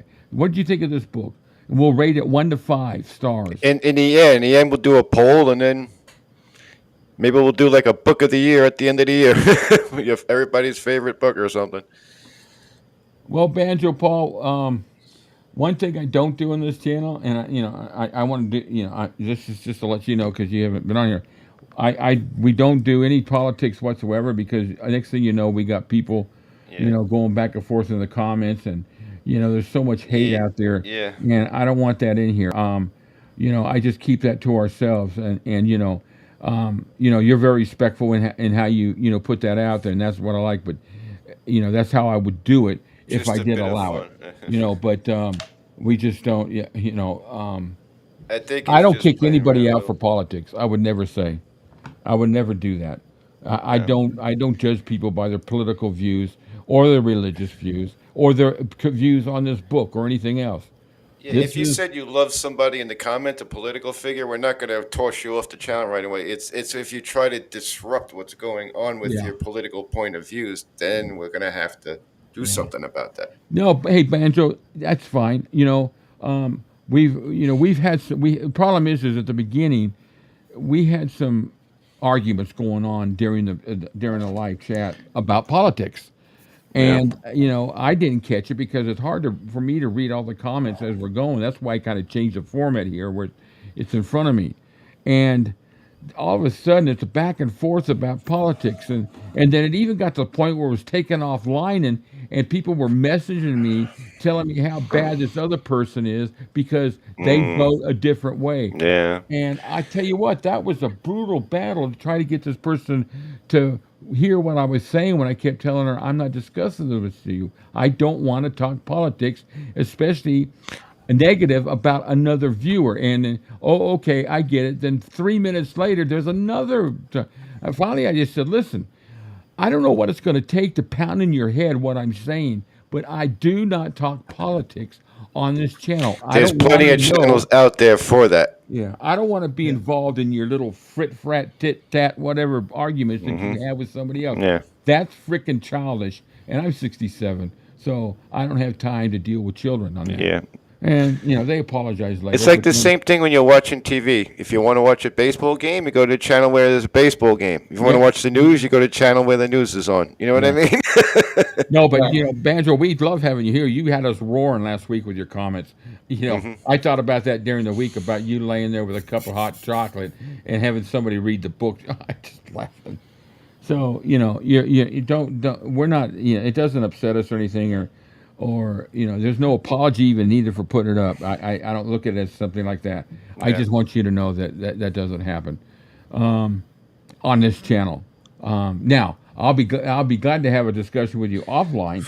I'll give you my viewpoints, but that's not what this is about. This is an Elvis channel. Exactly. And you're never going to hear us defending Elvis because we don't defend him. We protect his legacy. We have a life. So private chat. Let me see. Somebody sent me. Oh, you guys sent that to me. Yeah, no, Tracy, I like your idea. We're going to concentrate mainly. We're going to start off next week, like I said. Read 5 chapters. We'll see how far we get. Each week might be Oh, two. God. Here we go. Rick, you opened the can of worms on Banjo Paul, brother. Oh This one man. you Okay. Rich and I are sitting out on this one. I was thinking of you. I was thinking of Oh you boy. when yeah, you were in the hospital with IV needles going all through you. You were on a breathing tube, and somebody was asking me, should I unplug it? That's what I was thinking. I Oh boy. got you on that one, Banjo Bob, Paul. No, that's funny. I like that. I like his comments. You come back anytime. You see, beg your Uh, pardon, purple green. Beg your pardon. All right, guys. We keep going, but I think we'll do that next week. So look for it. I'll put out some announcements. Cam and I'll sort out our daily little morning shows or evening shows or whatever, and we'll get feedback from everybody during those. And if people want to send me a comment on the replay of them, telling me what time it would be good for you to chime in, let me know. We can do pop-ups now and then. Doesn't have to be, you know, scheduled because and honestly, not anybody can catch every single live stream throughout the week. It's just you can't do it No. unless you're like me, stuck. You don't want to be that. Wings of Pegasus. Thank you. I don't know what that is. Well, I have no idea what Wings of Pegasus are. You guys No, know? he's a British guy that he basically breaks down certain songs, but he goes into like the auto tune. He literally goes into the technical singing ability of certain people and Oh, I guitar know who playing you're talking ability. about. Yeah, Yeah, yeah, he's pretty good. I've seen some. he's pretty good. I've seen some of his stuff. You know what? I'm going to start throwing in there every week a couple of really good channels. I'm not going to play stuff from them, but stuff that we found. And you guys just share with us what your really good reactions and stuff like that. Honest, true reactions. None of this drama shit. None of this clickbait type stuff. Really good reactions from people. Just send me a link Ha- and I'll acknowledge them. Rick, you don't know how how's it going with Mickey's channel? Do you know? Mickey. Yeah, what's his name? That guy that also does the Elvis Oh, video Mike. reviews. Oh, Mickey. Yeah, Yeah, he's doing really yeah, well. Yeah. yeah. We Yeah, had him on here. yeah, he's gotten. I think he's got double the subscribers now from when he was on here, and he does Jeez. great reviews. I'll highlight that again. I need to upload the media again, but yeah, what is it, Micopolis, Yeah, something like that. some. It's really good. You Yeah, guys got to check out his reviews. He's very honest, and he'll say up front, "I've heard this song before, but I don't think I've heard it in this way." Different. He'll pick a different version, but he's straight laced, man. He's a good guy. I I was love fun that. having him on the show that day. I love that guy's energy. He just has such a no shit Yeah, energy. That's what you see is what you get. yeah. I like listening to the ones who can do a true has the background to be able to do an analysis on Elvis, whether it's vocally, music, or what. Because you know, I I learn something new every day, or I find out something different than what I thought, and I love that. No, I will never say to anybody, "Well, it's my way or the highway." I know I'm right, and I know I'm right, but if I can't back it up, then shit. But as far as listening to Wings of Pegasus, and there's another guy that does it. I can't think of his name. I like the Fan Archive Society, something like that. They're really good. They do some nice stuff. But Yeah, there's a lot of clickbait ones out there. I kind of look at it like this, right? It's all good and well to have an opinion because opinion is an expression of individuality. Yeah. No, you're right. And anybody that finds fault with somebody else having a different opinion to to you in the relative sense, in this case, the word "you" is very large, Yeah. but anybody that has a difference of opinion towards you, uh, the problem is not with you. The problem is with them Yeah. because opinion is individuality. Yeah. I remember him saying that, Naja. I mean, Purple Green. Um, Elvis had one of the purest vibratos I've ever heard. You can force a vibrato or it comes naturally, and Elvis is obviously comes very natural. I have a vibrato, but I have to consciously use it. It's on some songs, but it's not nowhere near as prevalent or as good as what else. It's nowhere natural. It's just something I learned over the years. I have a very basic country, you know, regular,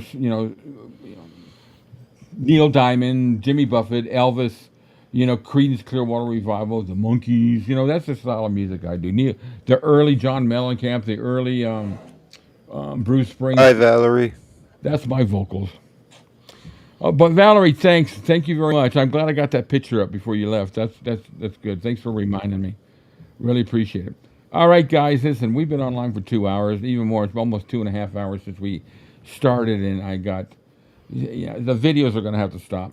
The only ones I'll be able to use are the ones that don't have copyright code on them.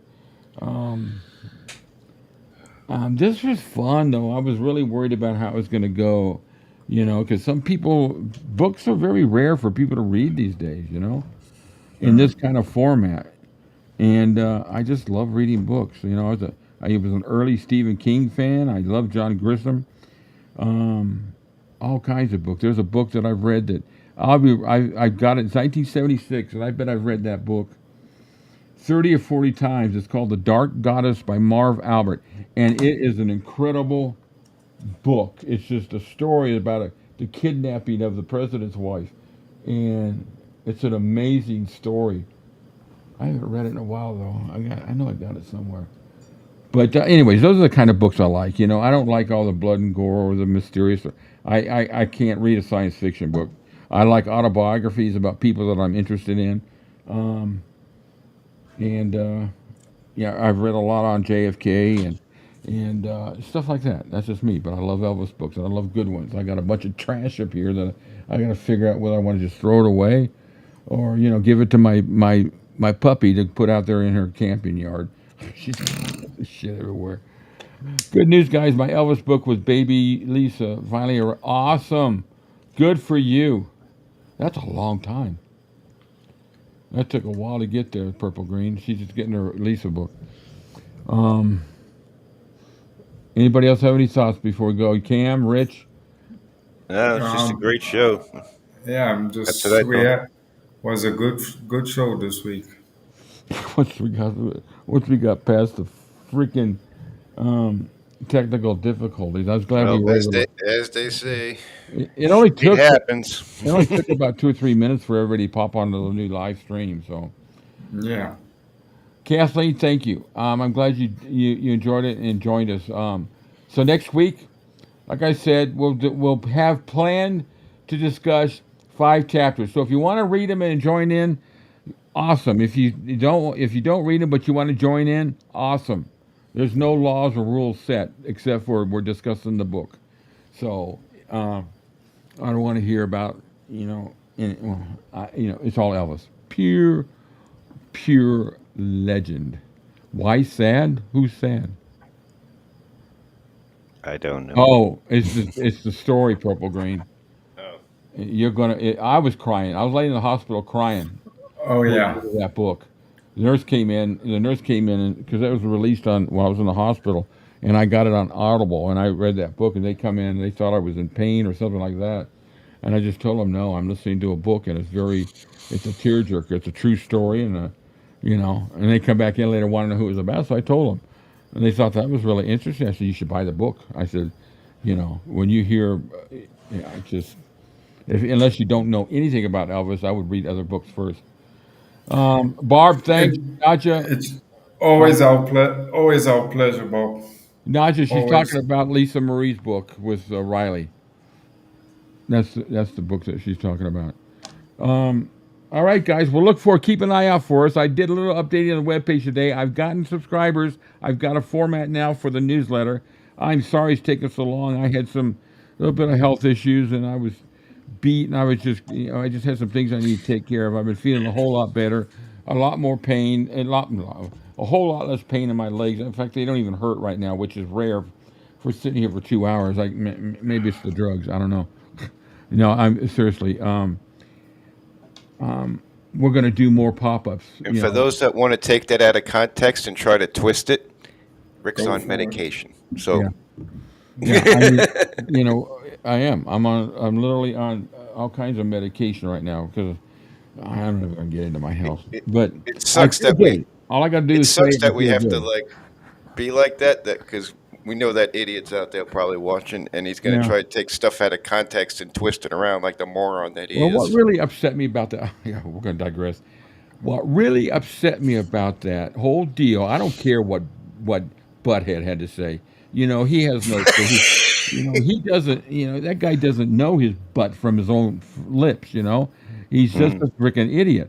But what really upset me is a prominent YouTube channel that really does some nice videos that I would subscribe to would make the claim that I'm always drunk. Now that pissed me off because, there was no call for that. She had no way of knowing Yeah, well, she whether made I was herself look drinking like a or horse's ass. there are people that are drinking Butthead's Kool-Aid. And I'm telling you right now, you've got a small scale of a Jim Jones type of cult where these people are listening and believing everything he has to say. I'm not talking about in the aspect of killing themselves and all that. Don't turn it around. But it's a cult where Exactly. they'll listen to everything this man says and believe it. And no Do matter your what own he says- homework before you listen to him. Yeah.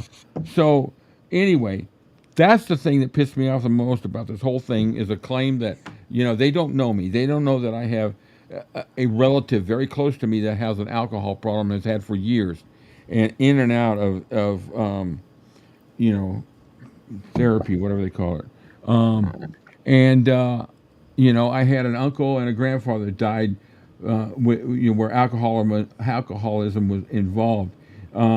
I had my first beer and drink when I was 25 years old. I never had an interest. I'm not an addictive guy. I smoked cigarettes for 15 years. I was doing 2-3 packs a day. You have one addiction, I got to say. It's a big addiction. Elvis. There you go. But with the cigarettes, I was able to say one day, I'm not going to do this anymore, and I quit. Never had withdrawals, nothing. God bless you, man. That's awesome. Never, and I was prepared Yeah. for it. I had the drugs, the Wellbutrin, and all that ready. Uh-huh. And it was only the first day when I wanted to light up after breakfast or whatever at the end of the day. But I got over it, and I just never, that was it. And so Yeah. I've never had an addictive thing. My addiction is more, that stuff I consider an external addiction, It's just I have sad an though internal that addiction with Elvis and doing this channel and music. That's my addiction. right. Exactly. It's Anybody that knows you knows that that's the truth. If the one thing, even though I'm prepared because I know sign language, I used to teach sign language. Even though I'd be prepared, the worst thing I would rather go blind. Because if I could never hear music again, ever, that to me would be like, I don't know, that would be like taking my whole family away from me because that's been my life in every aspect as far as in my soul for my entire life. And, obviously I'd learn to adapt to it, but that would really be hard. Yeah. That would really be hard. But anyway, I don't know. I've kind of digressed a little bit and gone off a little rant, but I appreciate everybody listening. Of course. Yeah, Nadja, we're all Elvis addicts. You're right. Exactly. Yeah, don't believe anything Butthead says about other people. You're right. Purple Green keeps calling. That's what his whole thing is based on, taking things out of context and twisting them around. Yeah, you know what? You're right, Tracy. That's what his whole thing is about. I went on that rant on the live feed and called her the B word 5 or 6 times. It got louder and louder, and all of a sudden, It's funny how she took YouTube that shut me down too. huh? No, she Funny didn't. how she took that down too. No, she She didn't. didn't take that down. Oh, I thought she I did. had the wrong link in there. You went to something else. Oh. The comment is still in his Oh. video, but I don't care. The thing is, what really eases my mind is that he gets no freaking viewers. So I'm worried about 100 people that watch his videos at a time. Out of how many people in this world? What is it? 7 billion now? Oh, good Lord. And I'm gonna worry about 100 little Kool-Aid drinking twits. I'm not going to worry about that. There's nothing, and anyway. I'd rather buy the National Enquirer than watch that stuff. Yeah. Listen, I got, I really don't want to go off on that subject. It just every once in a while, it's just like one of those things that crawls up my ass. But anyway, I think it's time to go. We're at 2 hours and 5 minutes plus. Thank you, we had in the everybody. beginning. But thanks to everybody out there for listening, for joining in. That's what really I loved was everybody had a thought, and then you guys discussed some of it in between each other's. That's what a book review is about. That's what Yes, a book club is about. And I'm excited about doing this, and I'm going to let you guys start choosing after we get through Garanic's books. You guys are going to be the ones to choose what's next when I do a poll. We'll pick 4, we'll throw them up there, and you guys pick which one you want next. So that's what we're going to do each time when we get ready. We've got a new book coming up. You guys drive the book club, as far as this, what we're going to do. I'll just drive the insanity within this little box I call a computer. Yeah. All right, guys, everybody, thank you. Naja, Barb, chilling in Canada. Purple Green, who else we got out there? We got Naja. Tracy, thank you. I think she's gone already, maybe. Chilling in Thank Canada. Lesley's Elvis already gone. A lot Presley. of Thank people you have very left. much. But yeah, who? Elvis Presley. Oh, yeah. I thought maybe it was I'm sorry. I kind of. No, that's fine. Guys, this was fun. What do you guys think, Cam and Rich? Was this good? Did you think it's a good process? Yeah. This was an effing great show. What do you think, Cam? Yeah. I like the way we do it this week. Yeah. I was think so good. too. I kind of had a little uneasiness about it, trying to get people to start talking. Well, I think the good idea of me being able to initialize some thoughts that I got, and then we go from there. That way, it kind of, it's you just kind of drive it from that point, and I'll do that every time until people say, "Oh, I'm tired of listening about your comments." I want to. All right, guys. Listen, we love you all. We Love you guys. appreciate everybody's support. I'm glad you, we didn't guys. see any tornadoes, but the wind is really whipping out there. Bailey came in here a little bit ago, and she looked like a mop.